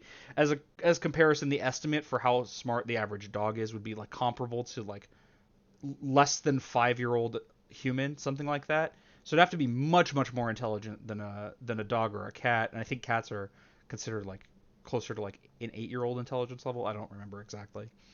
Um, Mm. so like they have to be decently intelligent at least. Now, if that were the case, and their participation was only at the when they independently, not with a trainer, uh, try to sign up and then get matched with a trainer, I think that would be cool. And the reason why I think it's important for them to not try to join with a trainer is that at least in the Pokemon world, trainership is kind of like you're the pet owner. Like their ability to consent is kind of diminished in that way, like we talked about before. But you can make sure that isn't the case if a Pokemon who doesn't have a trainer says, "Hey, I want to join the league. Can you help me find a trainer to get matched with and start Mm. prepping for this?" Like that would be super cool with me. I would find that I would have no objections to that. I guess that's not Mm. true. I would have one objection, which is it should probably be a fighting league in the way that we have fighting leagues now, where like there are weight classes, there are experience levels. You don't like even if you can start boxing at 10, you don't put a 10-year-old up against a 19-year-old. Like that just never happens. Things like that. But that's pretty obvious stuff. Like that's not like a I integral don't know problem if to the that would system. work with mythical creatures per Well, se, okay, because like weight I'm gonna class might send not be the Mew out here specific with thing. Caterpie. Weight Let's class send might be Mew the out here. Well, it would be like level class. Actually, in some of the games they do this, like when you battle your friends or whatever. I think it's like the battle train or whatever. You don't go in with whatever level you are, and just like your friend has a level 10 whatever and you have a level 70 and it's just a complete stomp. Instead, they fix your levels to level 30, level 50, whatever you set ahead of time. Like so it'd be in those terms you would have like level class system. So, if you can battle within 5 levels of you or something like that to make it kind of fair. It's just like, But why that's not like stop a systemic objection in the way that the consent thing is. Oh, sure. I guess I just want to like beat that little tangent though right now. And Sure. by beat, I mean like close it off so that it doesn't come back to us. But Oh, I don't think it's it's like going to, but yeah, we can wrap it up. Yeah, I what's think up? it could be made to. I think like if we take it too seriously, it can come back to it, and then it'll Sure, sure. actually maybe even contain the answer. But it's like with the whole level cap thing, it's like why stop there? Why not have a certain evolutionary standard, You or can do that have too. a base stat standard, or typings only, or whatever? Or They do that in then competitive there are Pokemon perfectly now. viable strategies that require being of extremely low level to work, like the fear Ratata. And then it's like, why stop that possibility when it seems to be able to have an effect on the so-called stronger metagame? And then, Yeah, I no mean, matter how you slice it, there's going to be a hierarchy, I suppose. And then we're just gonna have beef with that, aren't we? It's like, where does it end? oh, Are I we just this is the kind of thing more where, annoyed at yeah. pyramids? I guess. I guess so. I mean, I'm so low here, and it's like, do that guy up above me, I guess. But it's like, I better get good then. I don't know. Then I don't know. Would you like to go into that tangent more, I or mean, should we go back to? we can address it briefly. I don't think it's much of a big Sure, deal sure, because sure. I'm not specifically set on any particular rule that would be in place there. I would just want like fairness principles so that you don't have people like you don't have the little kid entering with his level 10 Rattata having to fight level 80 Charizards. Like, you kind of want these things not for well, partially for the spirit of competition, but also like people entry level stuff. Like let people get involved with this. I don't care what the Hmm. specific rules are. If the low level Raditz strategy is capable of beating teams of much higher level, then I don't really care about the specifics there. I think these kinds of things would get worked out if they actually if this were actually a thing that existed in the world, and I would trust those organizations to figure that out in the same way that I trust boxing organizations to decide that like, hey, no punches below the belt, or what should the weight classes be, or so on and so forth. Um, this would just be Hmm. like different types of league or like different categories of the league. Or another way of considering is maybe even like the way it's done with uh, high school competition is you have like okay you're in the junior varsity division, you're in the varsity division, and it's not actually this is in professional sports too. Their baseball teams also have like AAA teams which are not quite as good as the professional team, and then the AA team or whatever. The specifics on that are not something I'm super interested in. It's more there should probably be something in there to make sure that people are like somewhat fairly matched with understanding of how nebulous the term somewhat fairly is. And some of those rules that you suggested are rules in like competitive Pokemon fight. As I understand, like you can't when people play competitive Pokemon, it's like they're not allowed to use legendary Pokemon. They have to have within this stat range. And maybe if Pokemon were real, you would have the like Super Ultra Mega League where like screw it, legendary Pokemon, let's get in here. Pseudo legendaries, you can do whatever.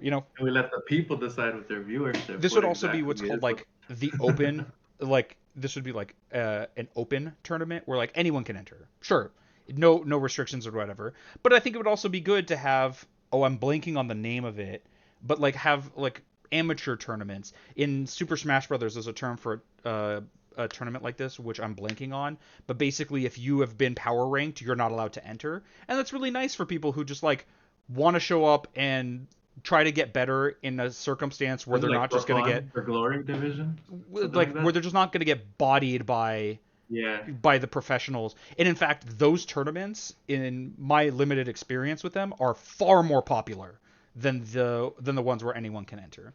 That's just a matter of like making it more accessible and making it a little bit more fair. But it's not like a fundamental ethical problem like I had prior, like we were discussing before. This is more just like, it'd probably be better if it were like this. How about now? I'm probably pulling this out like really weird, but like from the back of my mind or whatever. But it's like I was thinking of Thailand earlier, and I believe the age of like hard sparring training, like just uh real like being a real fighter starts so much sooner. I'm sure the age of consent for professional fights are a little laxer there maybe, but certainly training. We were accustomed to seeing like what Like 10, 12 year olds so-called getting hard into it or sparring whatever. there. It's like something like that, yeah. So it's like would that Earth you change anything here? It's I mean, like that I you, think. you mentioned like 16ish. It's like what if it was 10? I Well, don't know. so And like what if I were to tell you that there's probably a place accustomed to that right now as we speak. um, I guess it depends a little bit on what's going on. So, like with the 10-year-olds doing martial arts in Thailand, it, it depends to me a little bit on what they're doing. I mean, you can do boxing training here as young as 8 years old, but boxing training isn't the same thing as is getting into like competitive boxing fight. Like, but you also mentioned specifically it's hard sparring. So depending on what that is, I probably would take issue with that happening right now in the real world because that feels like the kind of thing that they can't really consent to. and it could have like long lasting negative effects on them. You can get really hurt I doing see martial both arts, seasons. and like maybe I would consider that not okay. That said, I understand that cultures have different preferences and different Is it ideas about merely this kind of thing. creepy? Is I it didn't merely creepy or is it like straight up bad? I don't know enough about it, but I would if it is as bad if it is what I am imagining it to be, I am comfortable calling it unethical. In the same What would in that a be like? Would similar it be way that I like, always call the Pokemon stuff. And I would understand that if Pokemon were real, that yes, different cultures would have different attitudes about this, and maybe in some parts of the world they would think it's super okay to have them battle each other, irrespective of the objections that I levied. But we also know that's true today. There are places in the world where they think it's cool, they think it's okay to have dogfights or cockfights or whatever else. um, I mm, disagree with that. I think that's wrong, and I understand that people having different ideas doesn't like it doesn't mean that I'm like I wouldn't say I'm like objectively right, but I can make the argument for why my position is more reasonable, and I would disagree with their positions. Right?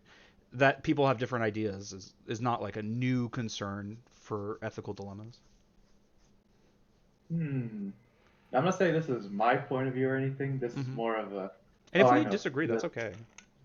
No, sure, sure. But what I'm gonna say right now is probably more like the little horns in my head speaking.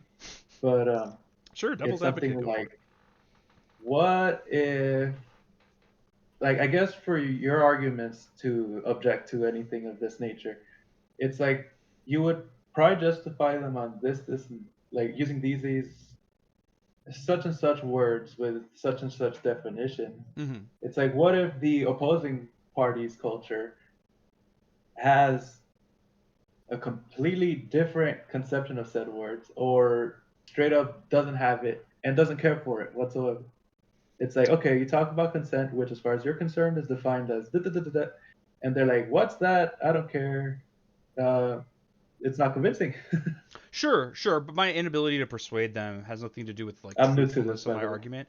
I guess I can make a pretty good, easy example of what you're talking about. Is in 900 AD or whatever in Europe, you were considered an adult as soon as you hit puberty. People were getting into full on you might die battles when they're 14 years old or whatever, and they would find it really weird if I started talking to them about consent and like the inability of children to agree to circumstances like this. They would find that really really strange, but I don't think the circumstance of history changes the fundamental aspects of my argument.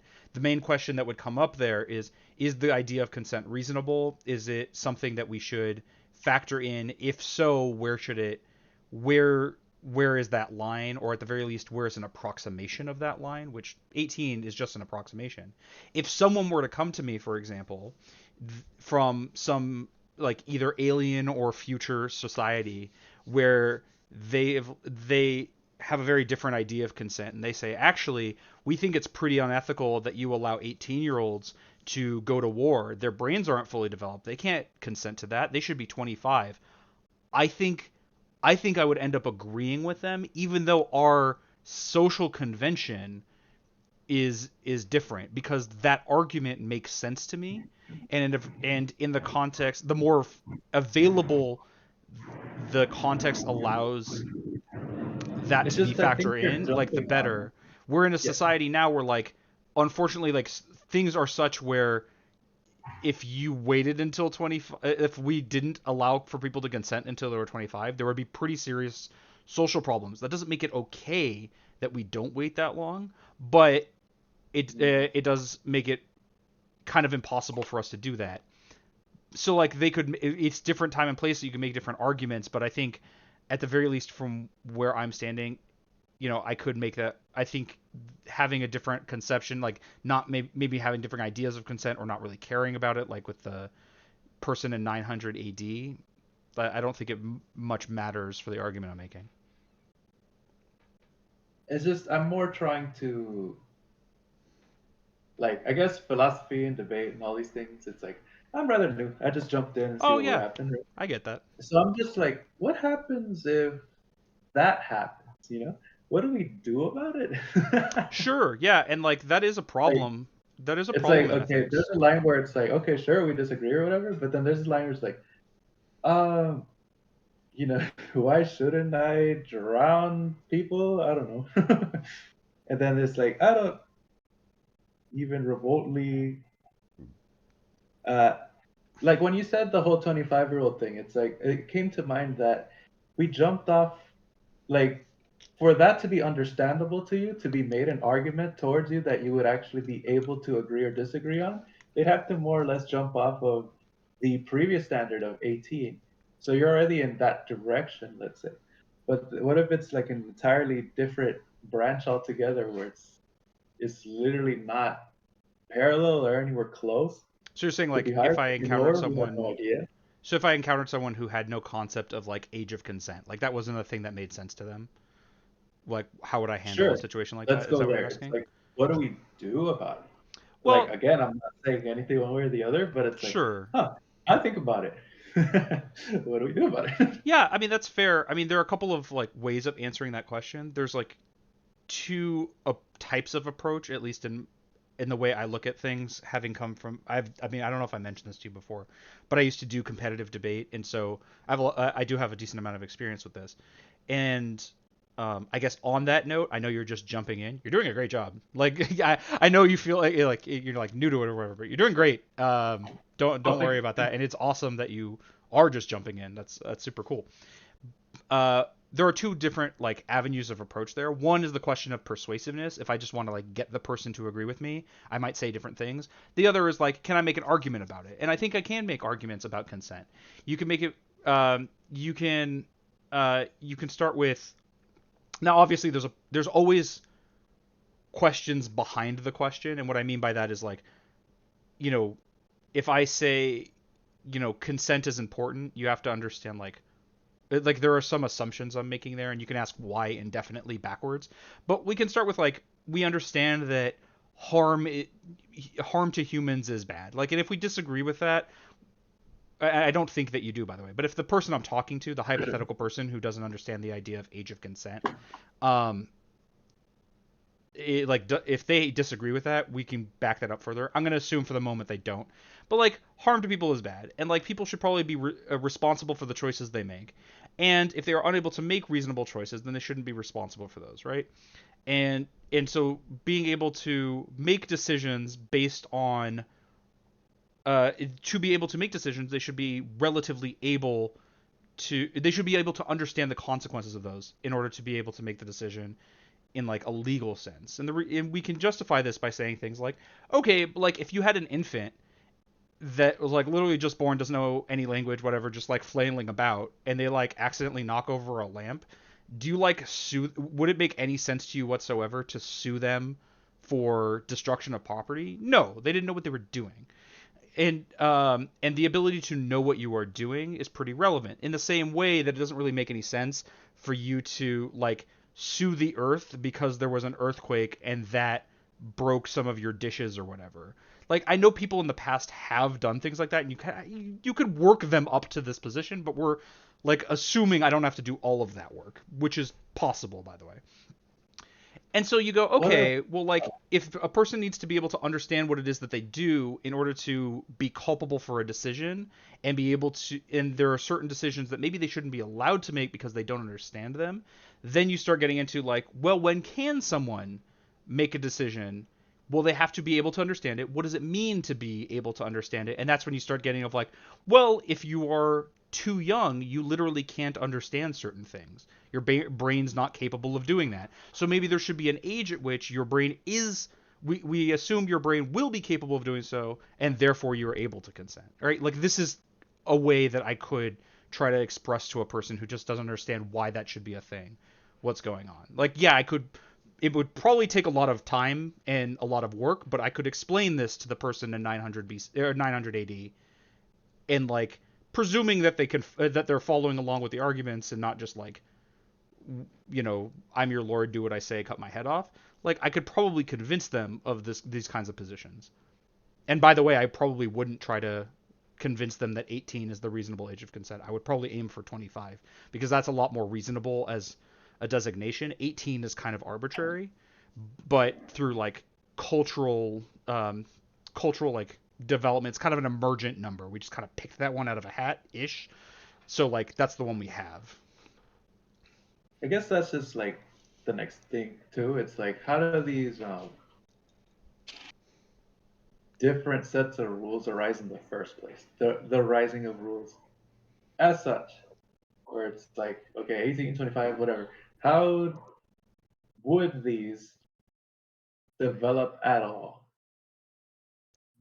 The origin of love. What is this? I mean that gets into like a history of ethics, a history of laws, and there's lots of things. A lot of these things go back thousands of years. Not the specific number of 18, but like some of the ideas that lead to that, or some of the ideas that we have held otherwise. Um, a lot of it is Because I'm just I would call wondering, like there's like, emergent. It just kind of maybe emergent's the wrong word. It just kind of happened. Like there are different reasons why one and not the other. Maybe there was a rule for this and not for that, and so we is it because it consolidated it. works on like whatever ethic happens to arise from here or here? Is it because it happened to work better than other experiments at the time and place? Not necessarily. Like with 18, I mean, I have to imagine some amount of that was like, well, you have to be old enough to be able to understand the idea, but 18 is kind of a arbitrary designate like line for that. It might be like, but you're also still young enough where like you're in your physical prime, let's send you to war. Like I don't know if that's what happened, but I wouldn't be surprised at all if that was part of what factored into it. But I don't imagine that people at that time were like doing experiments to figure this stuff out. It was more, maybe it should be older than this, maybe it should be younger than that, a lot of touch and feel. People often don't think as analytically about these things as maybe we would hope. That's also part of why I like doing these segments, right? That these are the questions, is it's giving us practice. I think I mentioned this last time. To me, I consider this like exercise. We're exercising our philosophy skills, and I think it's really useful towards that end. Like you saw, we started by asking about mythical creatures as pets, then got to Pokemon, and now we're talking about like the concept of being able to consent in a reasonable way, and like how do we discuss that with a hypothetical person who doesn't understand the concept. That's why this is important. And by the way, that's why I think you had a really good idea to do these kinds of things. So thanks again for the idea for this segment. Oh, okay. Hmm. We ended up getting like Mythical. really off topic here, though we still have been going for like 2 hours. I'm down to do a little bit more if you are, but if we Yeah, yeah. do, could I direct us back to the original question Mythical with a lot creatures. of Yes. with the considerations that we had in the sub question in mind, which is like, Because it looked like we went broad and then thin and then broad and then small yeah, I again even and then have like broad. on my Okay, stream. we're literally on philosophy as such right now. Yeah, for real. Well, Wait a I mean minute. that's Wait a awesome. minute. I'm glad we got there. Honestly, that's a positive for me. But I mean, I I even think have on stream, like I have the question we are supposed to be addressing at the top, and underneath is our sub like question hello. of would it be ethical to have Pokemon? But that's not the original question. If I can direct us back there, and I was okay with the diversions, by the way. I think they were really interesting. Um, was would it be ethical to have a mythical creature as a pet? Now, I think this is in relation to what we were just discussing about Pokemon. The one thing that's super relevant about this is that with Pokemon, because of the games and the anime, there is an assumption of battling them as part and parcel of them being around. That's like kind of intrinsically associated, even though that doesn't have to be. But with mythical creatures, that's not necessarily the case. If you just like have a pet, like I don't know, a pet pixie, that's not you're not necessarily setting it to fight. So you avoid some of those problems. I I think, suppose yeah, the Pokemon branch happened in the first place because we were thinking of dragons as weapons. yes, Then it just naturally led to, dragons used as weapons of, like in Pokemon. But yeah, with the whole getting away from Pokemon thing, it would seem that maybe it's just on the behavior of said creatures. If they're reasonable enough, like Bosco here, the most mythical of them the all, most it's mythical like creature. Yeah, I I had a would have a similar problem. thought. that there are kind of like I don't think I think I also can't have a a catch-all answer to that either. To me, there comes to be like a few caveats of things where you probably shouldn't have it as a pet based Hmm. on a couple of criteria. This doesn't rule out everything, but like a few things that seem pretty obvious. Like a mermaid, for example, is a mythical creature, but it's of human intelligence or better usually. It seems a little weird to have like an intelligent being as a pet. Now, if they wanted to like I don't know, people do pet play, and if you wanted to agree to do that, that's a different story entirely. But to have a pet in the sense that like you are their owner and they're not really responsible for themselves, you're responsible for them, they don't have personhood, things like that. um I was actually looking up like definition of pet because it becomes relevant of what we mean by that. I'll skip that for the moment. Like that would seem a little bit Even like weird with the for an mermaid, be a intelligent dependent. creature. So like maybe mermaids and like other intelligent creatures, it really wouldn't make sense. Also, well, the ones that are like way too big for you to really keep, like for you to reasonably have the space to keep them, things like dragons or like lion turtles, you probably don't have anywhere to keep them reasonably. And then also the exceptionally dangerous ones like dragons. Like I don't even know if there's an ethical way to engage in the world concerning dragons given how dangerous they are. But Um like we gotta save them, and that's the ethical thing to do. yeah, like I don't know, it's just one of those like you'd have to like find a way to make sure that they don't just like destroy your city, but also you probably couldn't domesticate them in any reasonable way. At the same time, in most depictions, they're not intelligent enough to have personhood. I guess in The Hobbit, Smaug is intelligent and can talk, and in D&D, dragons are intelligent. Maybe they would have personhood actually. Maybe they would like there would be there we would have to have some number of laws of like, hey, you can't like just fire breath someone or whatever. I guess that's just murder, right? But like at the point at which they have Yeah, personhood, now like just our regular laws governing people can apply there, and you don't have to worry about it too much.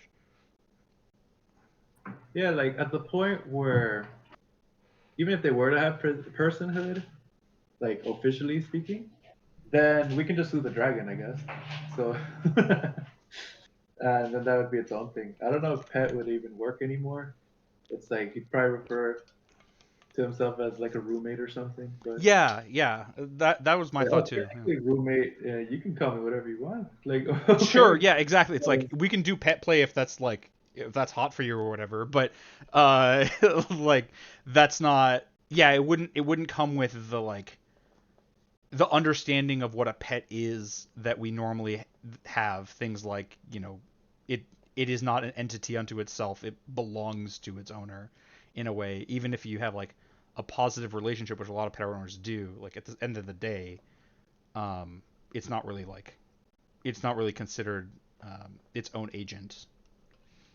but to me, like the real question seems to be something like, can you even make it a pet?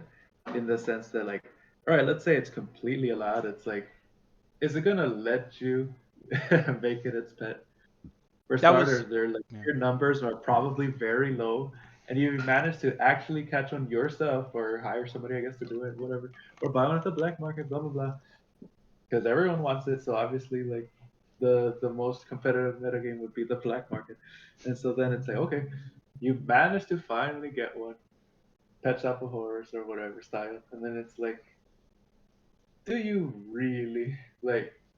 You can say it's your pet, but then it's like when it takes control of you eventually, if it humors you for the second or whatever, it's like, hmm. And yeah, like whether it would even be on board for being a pet is something that I considered for things like fairies and pixies. They feel a little bit to me like with when people get birds as pets, they're not really domesticated animals. Birds, that is, they don't behave like a pet really. Like they still think they just still do the things they would normally do in the wild. They're just like in your house or whatever, as opposed to like cats and dogs, which are domesticated and behave very differently. And like, yeah, I don't think a pixie would really be like maybe it would be a problem to have a pixie as a pet just for that reason, right? In the same way like that we have normal objections to some kind of pet ownership of this isn't a domesticated animal, it's not really appropriate for you to keep it indoors or as a pet. Um, though that said, if you had like a pixie reserve where like they're protected from poachers or whatever, that's probably cool. I think a lot of the mythical creature questions honestly get answered by the way we approach different kinds of animals in the real See, world. that I was my guess it would next. just Sorry, go ahead. That was my next question. It's like, well, here are the two questions. Do you consider a mantis a pet, and do you consider a tiger a pet? Not specifically, obviously, but like bugs or like super cats, let's say. I mean, people can have a pet mantis, and I mean, people do have pet bugs. Like people have ant farms. Um, But are they like pets? Like, what is a pet? I mean, I guess I see what the distinction you're trying to make. It does feel different to have Because the like mantis the don't really go, right? companionship that we associate with most pets, cats, dogs, rodents, whatever. There is a level of companionship that's possible, and people generally associate with having a pet, whereas that's not really the same thing with an insect. Or it Um, might be but just much lower or different, maybe. yeah, I don't know. I I've seen think, some friendlies. I I think think. people do have insects as pets, and even though they might be different, that's still a thing. So like I'm happy Like, to is a call that a mantis pet. more of a pet than a dog? I don't know about more, but I wouldn't necessarily say a dog is more of a pet than a mantis. I don't think I'm comfortable making that statement necessarily.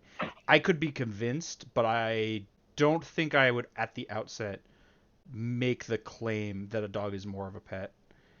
Whereas like with a tiger, some people have pet tigers. Sometimes Sure, it but doesn't then go like, that is it well. I think easy to in check or is general, it that's the just kind of animal that luring probably shouldn't be a pet. It's probably a bad idea. Uh, Because like right now I'm leaning on for my answer for the overall question is something like if you can, sure. You probably won't though. yeah, okay, I see what you're saying, but at the same time, like, But then I'm like, well, I guess the operative word would be pet, and it's like, is a tiger a pet after all? If it happens to be in your house and you feed it and stuff and whatever, it's depending on you, blah blah blah. But at any second, it could just eat you. It's like because of that, does it make it still a pet, or is it just like well, I guess what something I want to really ask, and this is gonna sound, oh my god, this is gonna sound really fart sniffy. Um, let's do this. uh, my question is, what do you mean by can? Because if you can, sure. Because Let's say I there's have acres. so like, do you Oh, mean sorry. can in the sense of like if you are able to accomplish it, or do you mean can as in if you are able to accomplish it and also care for it appropriately? And even a step further, can you force it into your domain basically? Like it won't just fly away, or it even objects, but you manage to overpower it. I don't know.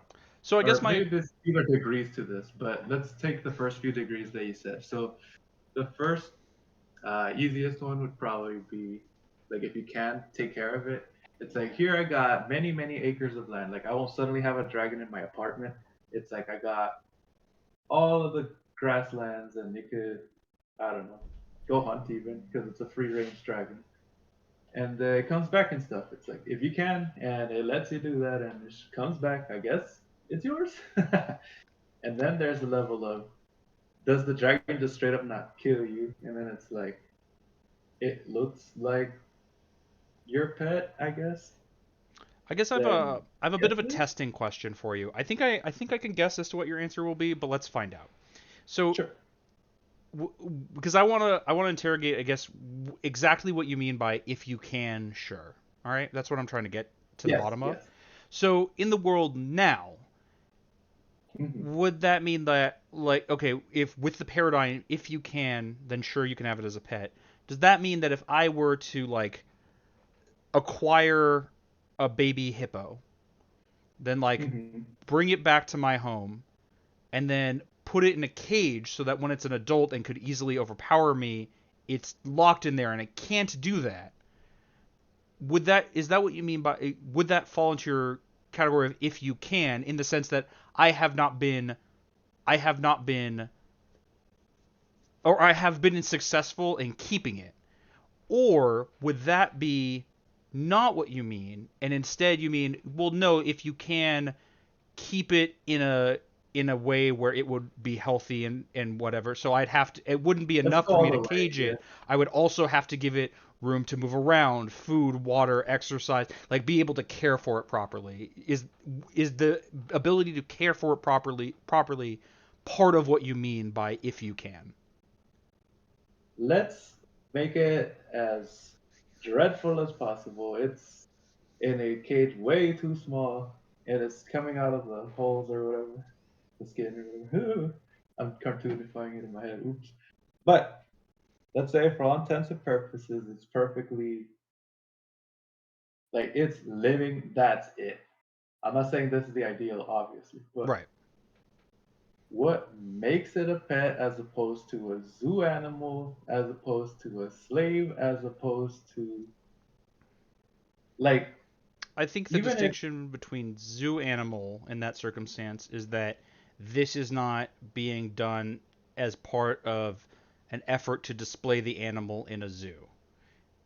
Now, when zoos do this, that's still wrong if they're being kept unhealthily. Uh, mhm, but I think that distinction we can put aside there. The slavery thing we can make the distinction with intelligence. I know we're talking about dragons. One thing because of what I'm trying to figure out, can we shift for the moment instead of talking about dragons to be talking about like Flopsy from Avatar, which we were talking about seems earlier. smart to me. So Yep. like for a situation like with Flopsy, um, like it wouldn't be a slavery situation because it's an animal like intelligence. It's not being in this case wouldn't be displayed as a zoo, so I guess like pet is the closest word we have for it. Maybe like prisoner is a more appropriate word, but you get what I mean. Would that fall under the paradigm you were talking about of, well, if you can manage it, sure. Do you would that be do you mean like if you can manage it to entrap it, then you can have it as a pet, or do you mean if you can manage I think it to like care yeah, I think for it, that's then you good. can be your pet? If you can manage to entrap it, like does a pet stop being a pet when you're really bad owner? I guess it doesn't stop being a pet, but I think I wouldn't, because we're talking about the ethics of it here. I think I would Oh, call we that. are. I wouldn't. I would say it would be unethical to have a pet if that was the only way to have it.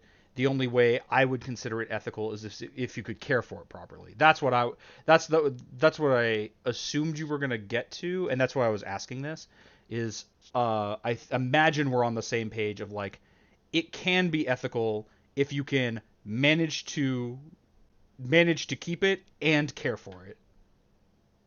All right, let me give you what my answer seems to be right now, Mm-hmm. and then you can tell me if that is what you're saying that I'm saying, if that makes sense. Sure. Yeah, go for it.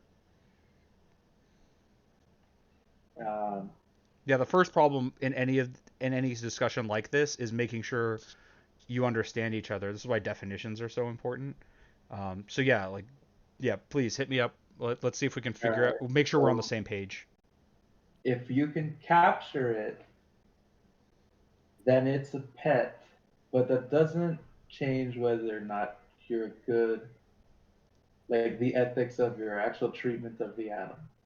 Since it would seem that pets remain pets regardless of their owners.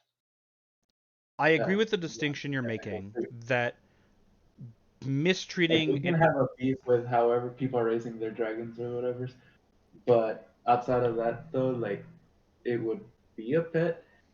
Although something that might help me like crystallize this is, are horses pets? I When think you they have like can be. say Not always, but I think they can be. like what makes it not a pet when you more or less own a horse. The things that the instances where I say it wouldn't be a pet is if like there's like if there's a rodeo company that has like a dozen horses or whatever. Like at that point, it's not really a pet, right? That's more like livestock. Whereas if a person individually owns a horse, then yes, I would say it's a pet. When you said livestock, then I'm like, what if you have more or less farm animals, but you don't have many of them, Hmm. and they live with you? Is that a pet? And is it still true if you eat them later? Uh, I think that eating them later has no bearing. Well, no, I guess it does. It does. So I think there can be some middle ground between livestock and pet. Some number of people I've seen people post their pictures on like, oh, here's my cow, isn't he so cute, or isn't she so cute, and they often are. Um, Mhm. and the sentiment there, it feels more like that's the person's pet. They're treating it like that. I guess the affection has a bearing on whether it's a pet or livestock. And then yeah, if you eat it later, that seems to mean it seems to move more towards livestock than pet. One thing I would think of here is like I understand why it's this is another part of the middle ground that I think is closer to pet but still not entirely not livestock is my girlfriend's parents has have some chickens.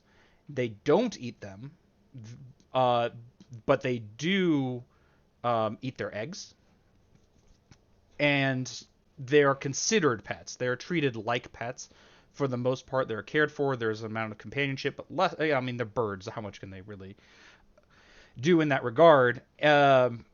So, Quite a bit. but there is an element of like, well, you are eating their eggs, not the fertilized ones, right? It's not like you're killing their young or anything like that. But there is an amount of like, well, they produce a service that's like that you are in a way, or produce a product that you are benefiting from. So like that's a little bit like livestock. I think I am compelled to consider it like a spectrum of livestock to pet, Mm, and of course yeah. beyond livestock would be like wild animal or whatever. I think you What I said was trying to get at, I guess, was like because it seemed like you were saying like, hey, if you can manage to wrangle a dragon, then sure you can have it as a pet. I wanted to check to see if you meant if you can manage to wrangle a dragon and treat it well, then sure you can then sure it would be ethical to have it as a pet, as opposed wait, to that's the question, right? Would it yeah, be because we're asking about ethical? the ethics of it, Oh, not okay, the okay. ability. That's what I mean. Like I think I got stuck in a hole of would it be a pet, yeah, like like on a technical if level? I like because we're talking about the ethical level here. If Like, I manage would to it be like a pet? chain a dragon up and like whatever I call it my pet like being a bad pet owner doesn't make you not a pet owner. Um I don't imagine you were saying, "Hey, if you can chain a dragon then fine, whatever, you can have as a pet." My assumption but I that I wanted to double check was that you meant hey, if you can manage to wrangle a dragon and care for it appropriately, then like sure, who am I to judge? I say if those two conditions were true, then you'd be a good pet owner. I think though I'm focusing, or at least was focusing on the it being able to be classified as a pet at Mm-hmm. all. So if Okay. you manage to capture it outside of however well you treat it or not, it's like would it be a pet? And then some of the angles that I'm trying to like figure out that definition would be: is it your pet if it can basically destroy you whenever it wants? Would it be a pet because of this, and this definitions of livestock and pets? Mm-hmm. Which I could still go on another tangent, but I think we're reeling it back, so that's probably fine not to. Yeah, I think we've both Then distracted a little bit on accident. I'll admit that the question of like ethical ownership is a bit of a distraction. I guess we can agree that even if you could have these as pets in some ethical way, it would cease to be ethical if you mistreated the animal. So you'd have to care for it well. And if you don't, then it's always going to be unethical. That's not what we're asking. So I'll stop with that. I keep no, distracting the I conversation that like way. that I'm though. sorry. I like how you worded it there. Like it feels close now. That makes sense. Good. And then in the So same now, regard, will a little bit will a little bit skip the question of what do we mean by have a pet, we can defer a little bit to our intuition of what that means until we brush up against the case where exactly what we mean is super important.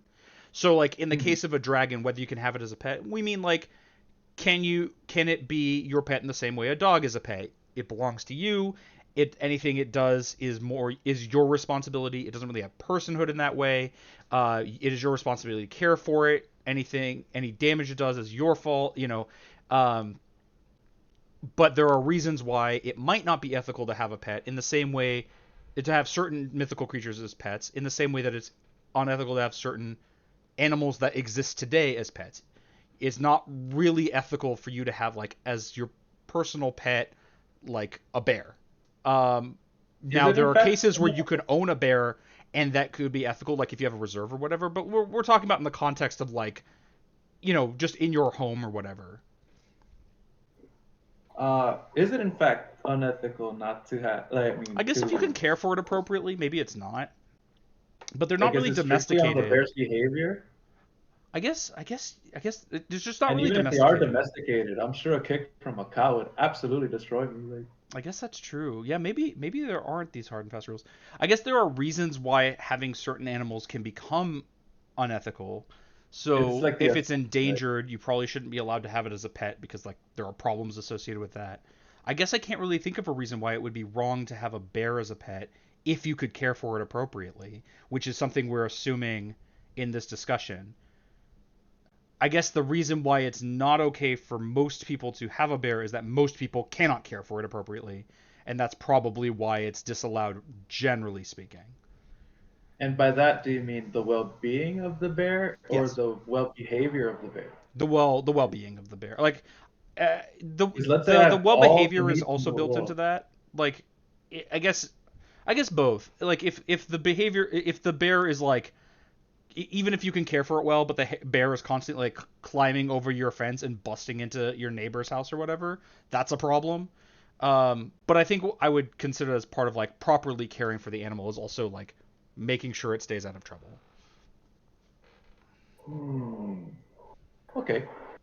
Let's In which case, see. then, if there are certain mythical creatures where you could not possibly make sure it stays out of trouble, then it would always be unethical to have that creature as a pet. That's another caveat we could Mexican add one. in. So, like, I don't know if this counts as a mythical creature, but like a will o' the wisp, I don't know if that counts as a Ooh. creature, but like they're so ethereal, you couldn't really All right, like guarantee that straight up it ghost does monster. anything that like but at the same time, you couldn't even really wrangle it in order to have it as a pet. It would be kind of literally impossible to have as a pet, and also even if you manage that, it would be literally impossible to prevent it from or to like to make sure that it doesn't get into any trouble as a result of being in like populated spaces. And then you have like those creatures that are literally like out to get you, like that's their whole point. Like, I don't know, killer ghosts or whatever. Sure, Like, I yeah. don't know, let's think of one. Why am I drawing blanks now? Dumb. I don't know, Wendigos. Is that what they're called? Oh, I don't know very or, much about the lore of those, but yeah, I know what you're talking about. Um, or like my pet zombie. Wait a minute. No, that's gonna muddy the water because it used to be a like a person, I guess. chupacabra would be an interesting one, right? Like, isn't Like it that? only kills goats. But at the same time, like, that yeah, eats goats or whatever, but that's not necessarily disqualifying. You can have a snake as a pet, and those eat mice. The fact that it eats living things or that it eats meat isn't necessarily a problem.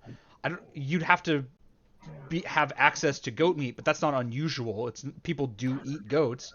Um, like I don't know much more. I don't know anything about a chupacabra except for the goat eating thing.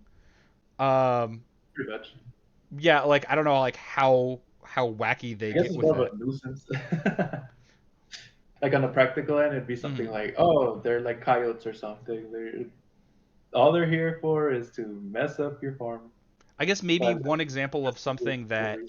would be prohibitively difficult to make sure it behaves appropriately to the point where it's so close to impossible that it should probably be disallowed as a rule is a murloc.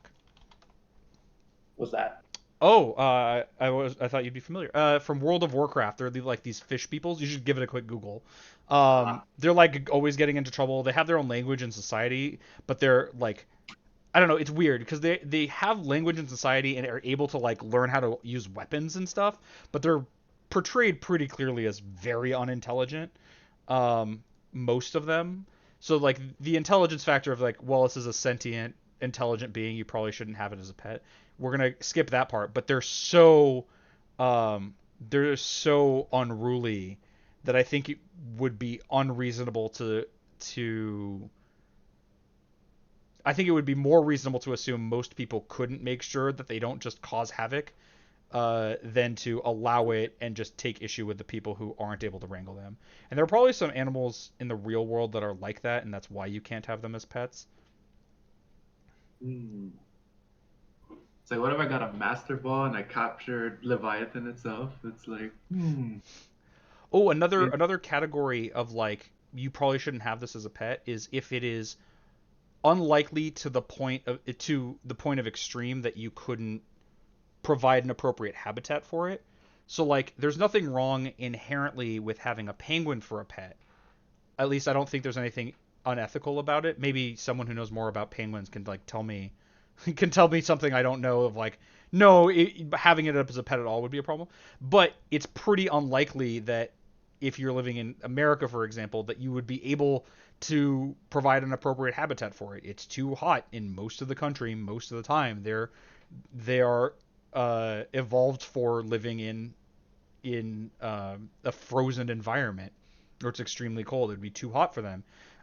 So if there were mythical creatures where that was an issue, then that could be an issue. So like if there were like lava yep. monsters or something, you couldn't realistically provide an appropriate habitat for it. So that would be an issue. All right, I see where the summation was coming from now. Where if you can, then sure. So yes, with those parameters, where on top of being able to have one at all, being able to care for it would then make it the ethical choice. Okay, Possible. that's what I thought you were. I figured that that was something that you were including as part of can. I was just trying to get to the bottom. Okay, so yeah, we're on the same page. Cool. I'm trying Very to fun. think of like a good example of a mythical creature you could not reasonably provide a habitat for, but I can't think of any that Let's just require a go with specific place. Oh, let's just go with like I guess like huh? a living snowman like Olaf or Frosty the Snowman or something. Like, y'all, if you live on the equator, no, you probably shouldn't have a snowman as a pet. Pretty much, unless they're like enchanted to have like a snow cloud over them or Yeah, whatever forever. exactly. But yeah, I think if you're actually able to control it from doing like anything unreasonable damage, so that probably even applies to like real animals, I suppose.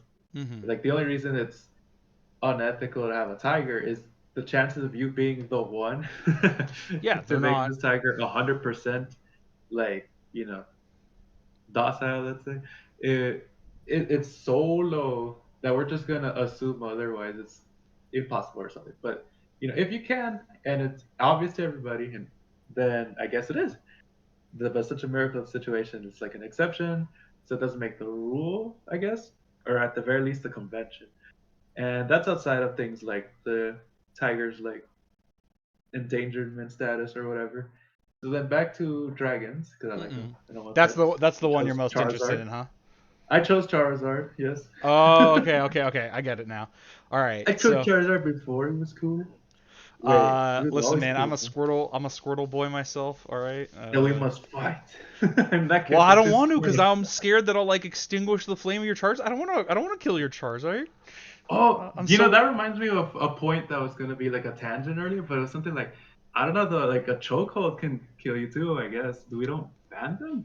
no, we So do. surf No, could we be a definitely viable. do ban certain chokeholds in different circumstances. Like If you do that just to But like your buddy, that's like attempted murder, or possibly murder, depending on what happens. Like I mean, like police are league not allowed to context, use but like certain chokeholds for that reason. That was the issue with I think Eric Garner.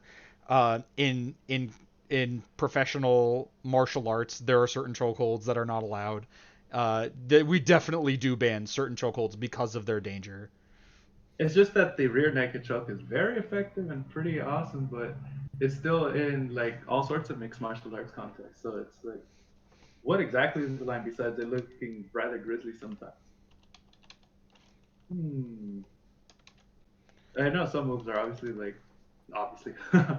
strange, like Yeah, like the I difference just did a quick Google of between like, are blood there chokes and rules against like things are like allowed and not allowed in mixed martial arts? And I like found this which like, chokehold in here's this particular. 6 page like, here's this like 6 page primer of like what you're allowed to, what you're not allowed to do. Like Because I here's know a the lot of these are based on like competitiveness. It's like sure the effectiveness of maiming your opponent is there, but then it's like the game, like making money off of the whole thing, having more fights to be able to display to everybody would be impossible when half your roster is eaten up by the first fight that they ever have, you know? yeah. And so most of the rules are just straight up for the viability of having this as a thing that keeps happening. Well, also Uh, like because it's like even with it is a little. I mean, I'm struggling for a better word than barbaric, but to have fights where I guess the point, I guess maybe a better way of putting it is the point of these martial arts is supposed to be about the skill of getting better at fighting, not about the blood sport. And you definitely don't want to, like, for one, you don't want to encourage fans to be going there because they might see someone's eyes get gouged out. But also, like, it, it's like are we talking about Baki stuff? we're talking about like well, I was talking about like mixed martial arts. I'm also looking at the rule sheet for what's allowed and not allowed, and like eye gouging is number 2 or what. That's why that's why that was my example. Um, but like there are a lot of reasons. Like also, you probably it's probably a better idea for people not to be getting severely hurt in general. Um, also like there's what you encourage is like it matters too. A lot of people I think would prefer not to permanently maim their opponent if you're just like, hey man, we're just like trying to get better at fighting.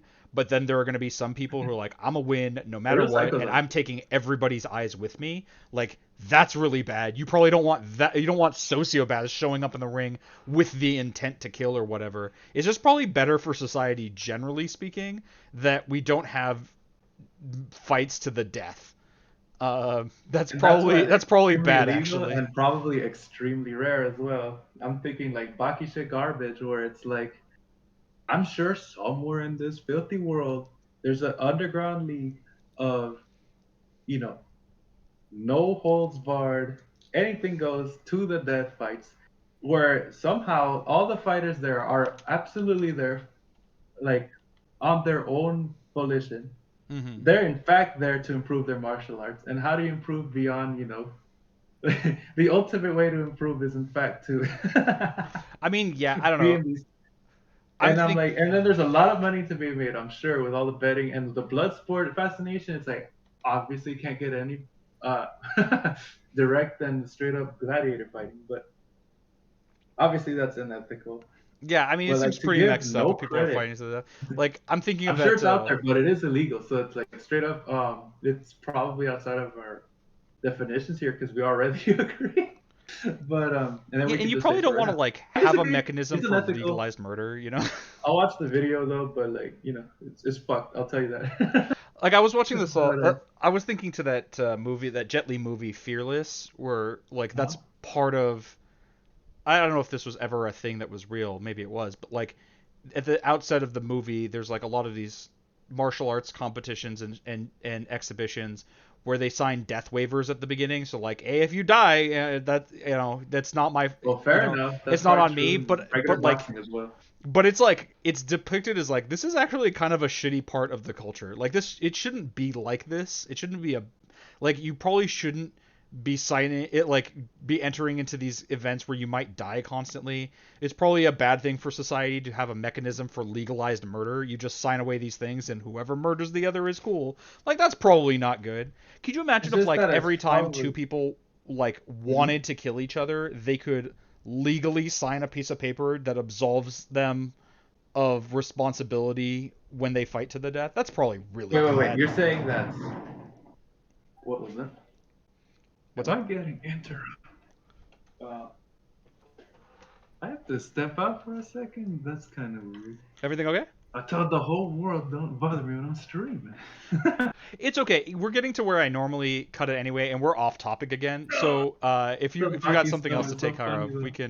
we can cut it here. Wait, that wasn't even for me. I don't think. Next door's getting worked on, so I don't think it was for me. Hmm. They can knock again. Never mind. Never Gotcha. mind. All right, to at least finish off this little thing real quick, Yeah. so I can at least be satisfied that we actually went there. It'll be where let's see, deathmatch. So what you're saying is, if two consenting parties agree to a deathmatch and it's all on them, that's it. We like that's not good for you. Yeah, I think that's bad actually. Well, for one, it kind of legalizes murder. Um, you can like if you just want to murder someone, you can also just forge their signature on a document like that. Like whatever, forgery is not that big a deal in comparison. Ooh, Like that's the potential for use like that. But also, but that'd be like its any own crime, right? even Forgery. what happens in the movie is the main character and this other guy get to the point of hating each other so much that they just want to murder the other. And so they're like, screw it, we'll just sign these contracts and whoever comes out on top is fine. You probably don't want situations like that to be legal. That's probably bad. You like there's a lot of there's just a lot of Would they would they legalizing not just murder do it happening. anyways though? Would they Well, if not just they do it anyways? one, they might not because there are legal repercussions, but two, if they did, people who are willing to do that now have legal repercussions that should at a minimum also quarantine them from society so that they can't do that more.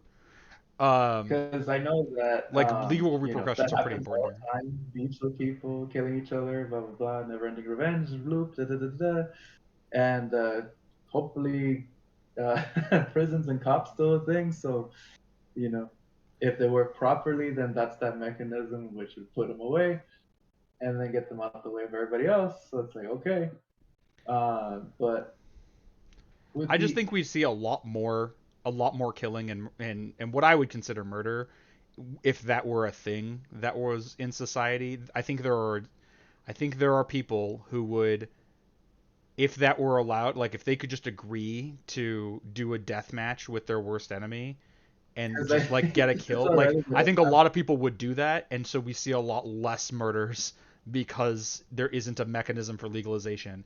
In addition to the fact of like, fuck it, you're killing someone anyway, just like forge their signature on a piece of decent that paper much, and you're they're gonna do good. it anyway.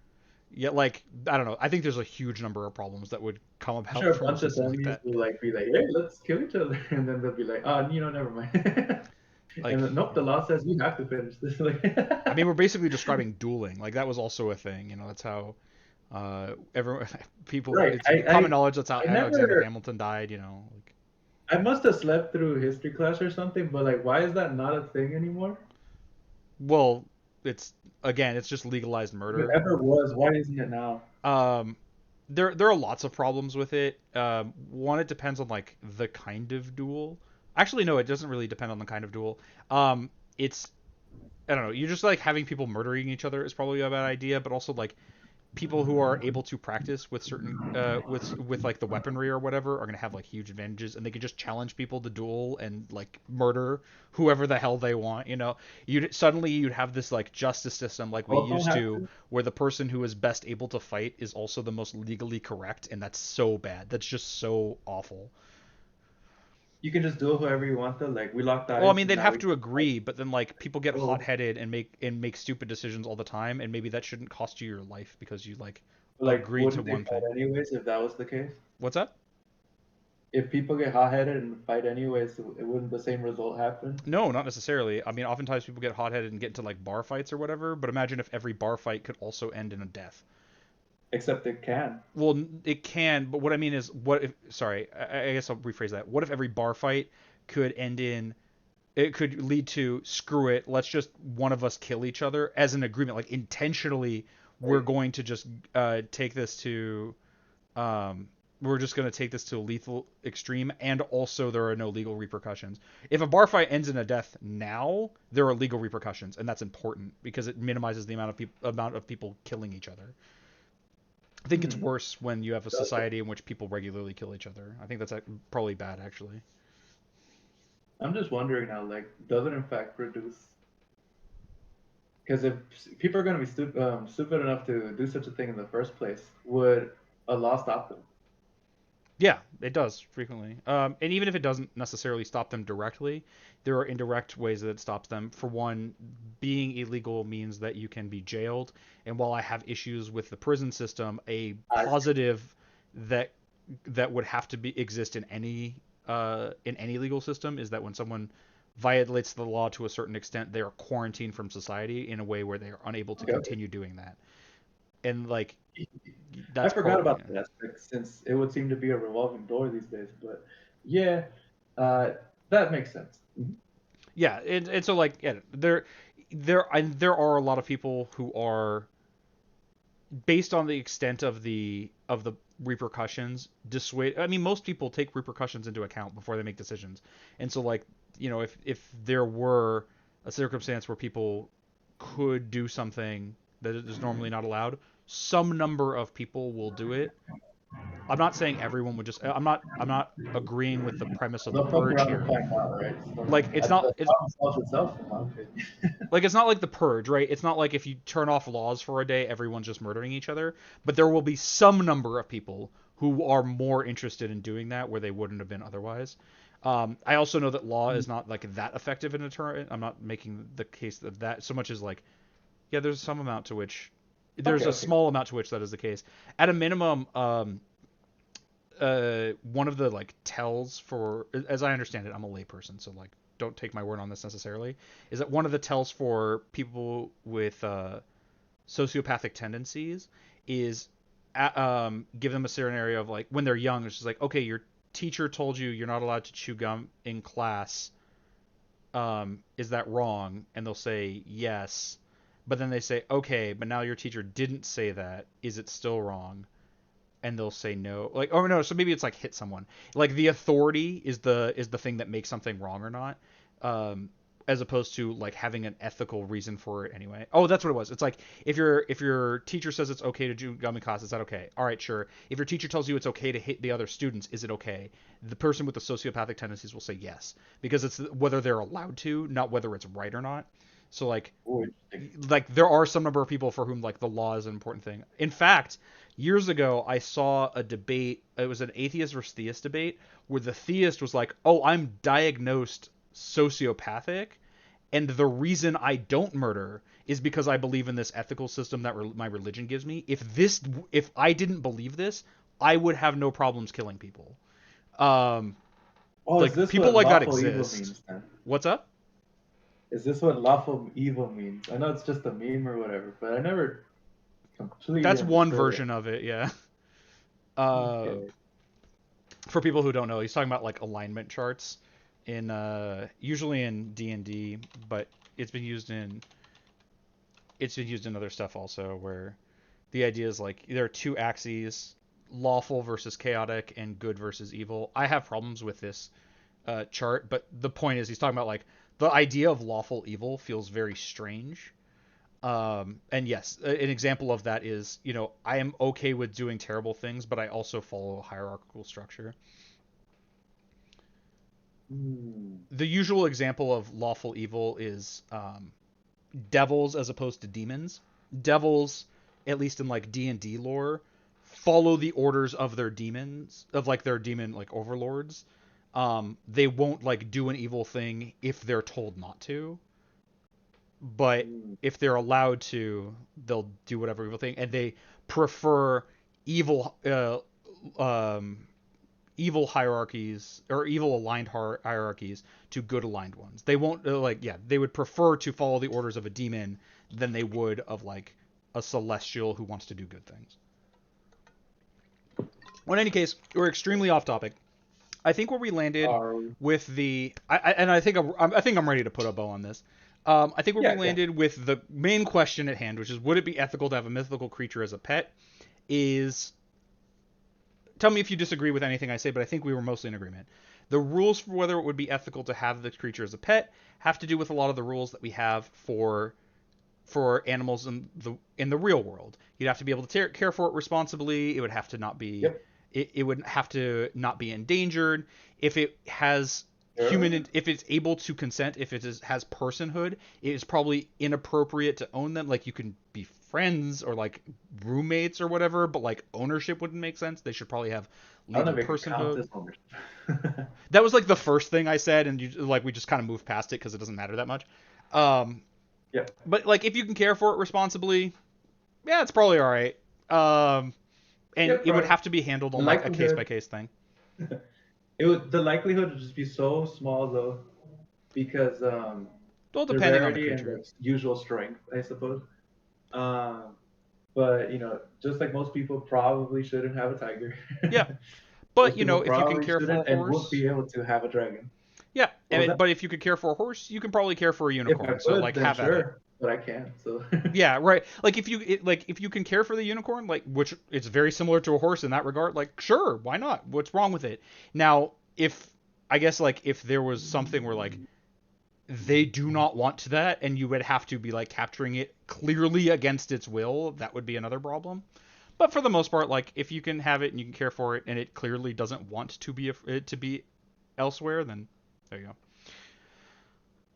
So, sounds about right. that said, I think I did really enjoy like our tangent discussion on Pokemon as much as it was like off topic. We got into some really cool stuff about philosophy and whatnot. Um, we'll have to talk again about doing this in the future. Anyone who's watching, remember, I have that new Discord. We're getting that started. There's the link in my Kick description and also in my YouTube description. So wherever there, if you want to join here, and while you're there, you can submit suggestions for these other questions. You can also ask if you want to join for these other questions. I'm sure Hexic and I would Ooh. be happy to have more people discussing this. But Hexic, thank you so much for your time. I really appreciate it. If you want to say anything before you go, feel free. Oh, You want to that's like it. It was shout very yourself out or good, anything? very fun. Uh, I still don't really have social medias yet. I'm Fair enough. just meeting into it slowly. For sure, for sure. I mean, me too. I mean, I just made this Discord like today or whatever. So, but yeah, thanks so much for joining, and I'll get in touch with you about doing this more in the future. Right, good stuff. All right, bye then. What? Yeah, that was a lot of fun. I'm glad Hexic came on. We got that was really interesting because we saw this was a very different kind of discussion as as the one we had with Hexic last time. Last time it was a lot of exploring the ideas and figuring out like the different avenues where you could approach the question. Whereas this time it was a little there was a little less to explore as far as like different aspects of it that we weren't necessarily paying attention to, but we got a lot more of like heated disagreement. That was a lot of that was really interesting to me. I still very much disagree with what I thought was his position. Maybe I'm incorrect. Maybe I misunderstood his position, and you can let me know if you think I wasn't understanding him appropriately. But it seemed like he was saying like, "Hey man, like if the Pokemon doesn't run, like it's probably on board for the training, for like the fighting and whatever." I can't really get on board with that. If they're not intelligent enough to consent, which it seems like most aren't, I do really have a problem with it. I think it would be really unethical. But it's okay to have that kind of disagreement. I mean, this is why we talk this out.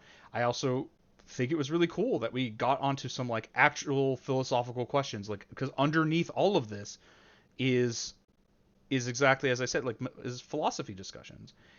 I mentioned prior that this is supposed to be like philosophical exercise, and we saw that come out a little bit here. I really liked that aspect of the conversation, and the things that are a little off topic don't really bother me for that reason.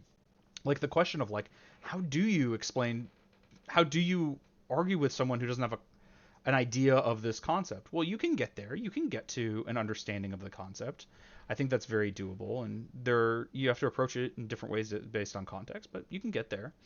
There are some things that I think are kind of inaccessible depending on like the depth of the disagreement, right? If someone has a fundamentally different view of ethics, it becomes very difficult. Like it comes down to the axioms, right? It, at some level, I hold an axiomatic belief that human suffering is bad and human well-being is good. Obviously, that's like one of those of like maybe there are some cases where that's not always true or whatever, but the axiomatic value is there. And if someone fundamentally does not believe that, there's going to be a difficulty because I don't really have a way of demonstrating why that is true. That's what axioms are. And so like yeah, there are instances where if the disagreement is that fundamental, you can't really get across to a person. We've encountered this a little bit when we were talking about values. If you remember in the like concept document, values are where is it? Oh, it's the primary value. Um, People's values are often where a or maybe I shouldn't say often. We often forget that there can be disagreements on the level of values. We often assume that people want the same things as us, and so it's kind of wild that they disagree with this position because you laid out the full breadth of the argument and it's all logical and all that stuff. But the disagreement isn't necessarily your on the argument you're making. It might just be on the level of they don't value the thing that you value. We see this a lot with Daniel Hakikachu, like we did a couple days ago. That guy does not value freedom or human well-being or whatever. So when you say like, "Hey, people get hurt by your system of your proposed system of ethics," he doesn't give a shit. That doesn't bother him at all. It's not helpful. And when you argue with someone like that, I really don't know what to do so much as tell them that like their parents raised them wrong or whatever. Um, the only thing you can really do is talk to the audience. The that's when the idea that debate can be used to sway the opinion of the interlocutor most fundamentally breaks down. So it was interesting to talk about some of that stuff with Hexic. I think it was a really interesting conversation. Will, as you saw, this was a lot less spicy than last time, at least in intent. Though we did still get to areas of consent, which I think are going to come up a lot in conversations like this. We also got to like issues of like slavery and whatever. So we can veer there, which is kind of what I expected. But they don't always have to be spicy as they were the first time. And that's part of why I picked this discussion topic, so we can see like we can just talk about silly stuff. Um, I guess this is a little less silly because it pertains to the whether it's ethical to have pets as well, like what pets ethical to have. We didn't really get to a discussion that I thought we might of whether it's ethical to have pets at all. I lean towards yes, but we talked enough about this kind of stuff. I don't really feel the need to get into this without Hexic here. If we were having that discussion, that's fine. But it's also okay that these segments, these are the question bits, don't answer every question. If you find that there's something that you think was left on the table, you may very well be right. We're not going to think of everything. We're just two people, and we saw some of the things I thought of Hexic didn't, and vice versa. That's just kind of how things are. And if you find something that we didn't address, think about it yourself. You can do this. You can do this on your own. I mean, there's nothing special about Hexic and I. We're just trying to do philosophy, and if there's a problem, you can work it out, and I would encourage you to do so. That's one of the things that I think is valuable about doing these other questions is encouraging everyone to do philosophy. It's not a collection of facts about what people have thought in the past. It's the process of doing that kind of thinking, and you can do it, everyone can do it, and I think it's good when people do. To really interrogate why you think the things you do. I know that there is an amount to which I come across as uh, more certain about my positions because of my history of like arguing these things out and bringing them back to things that I feel like I have a good understanding of. But don't I hope that's not dissuading in any way. to anybody. I hope you all had a good time with it. Again, remember there's the new Discord. Feel free to join. Be nice to other people in here. I don't have a whole lot of it set up. I don't have like the rules written out yet, but we'll get there. Hexic has joined already.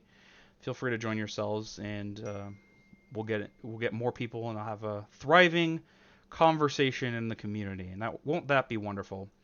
Don't forget as well, we have this follower goal. Got a couple new followers recently. We're trying to get partnered on Kick. If we manage that, remember there's a follower goal. I will drink some terrible tea. We'll see if Orwell was right that if when he said if you're gonna put sugar in your tea, you might as well put salt or pepper. We'll do one of those. That'll be fun for everyone who's not me. So feel free to hit that follow button or subscribe to me on YouTube, all that good stuff. I did see a decent number of people who enjoyed the debate review we did a couple of days ago with Daniel Hakikachu and Matt Dillahunty. So thank you for all the positive comments I saw. I saw positive comments on YouTube, of all places. Who knew it was possible? But yeah, thanks to everyone who was watching that and was commenting. It was very nice of you. That all being said, I'm gonna get out of here. I got some stuff to take care of. Thanks so much, everyone, for watching. I hope you have a great rest of your day, and I'll catch you next time. Bye.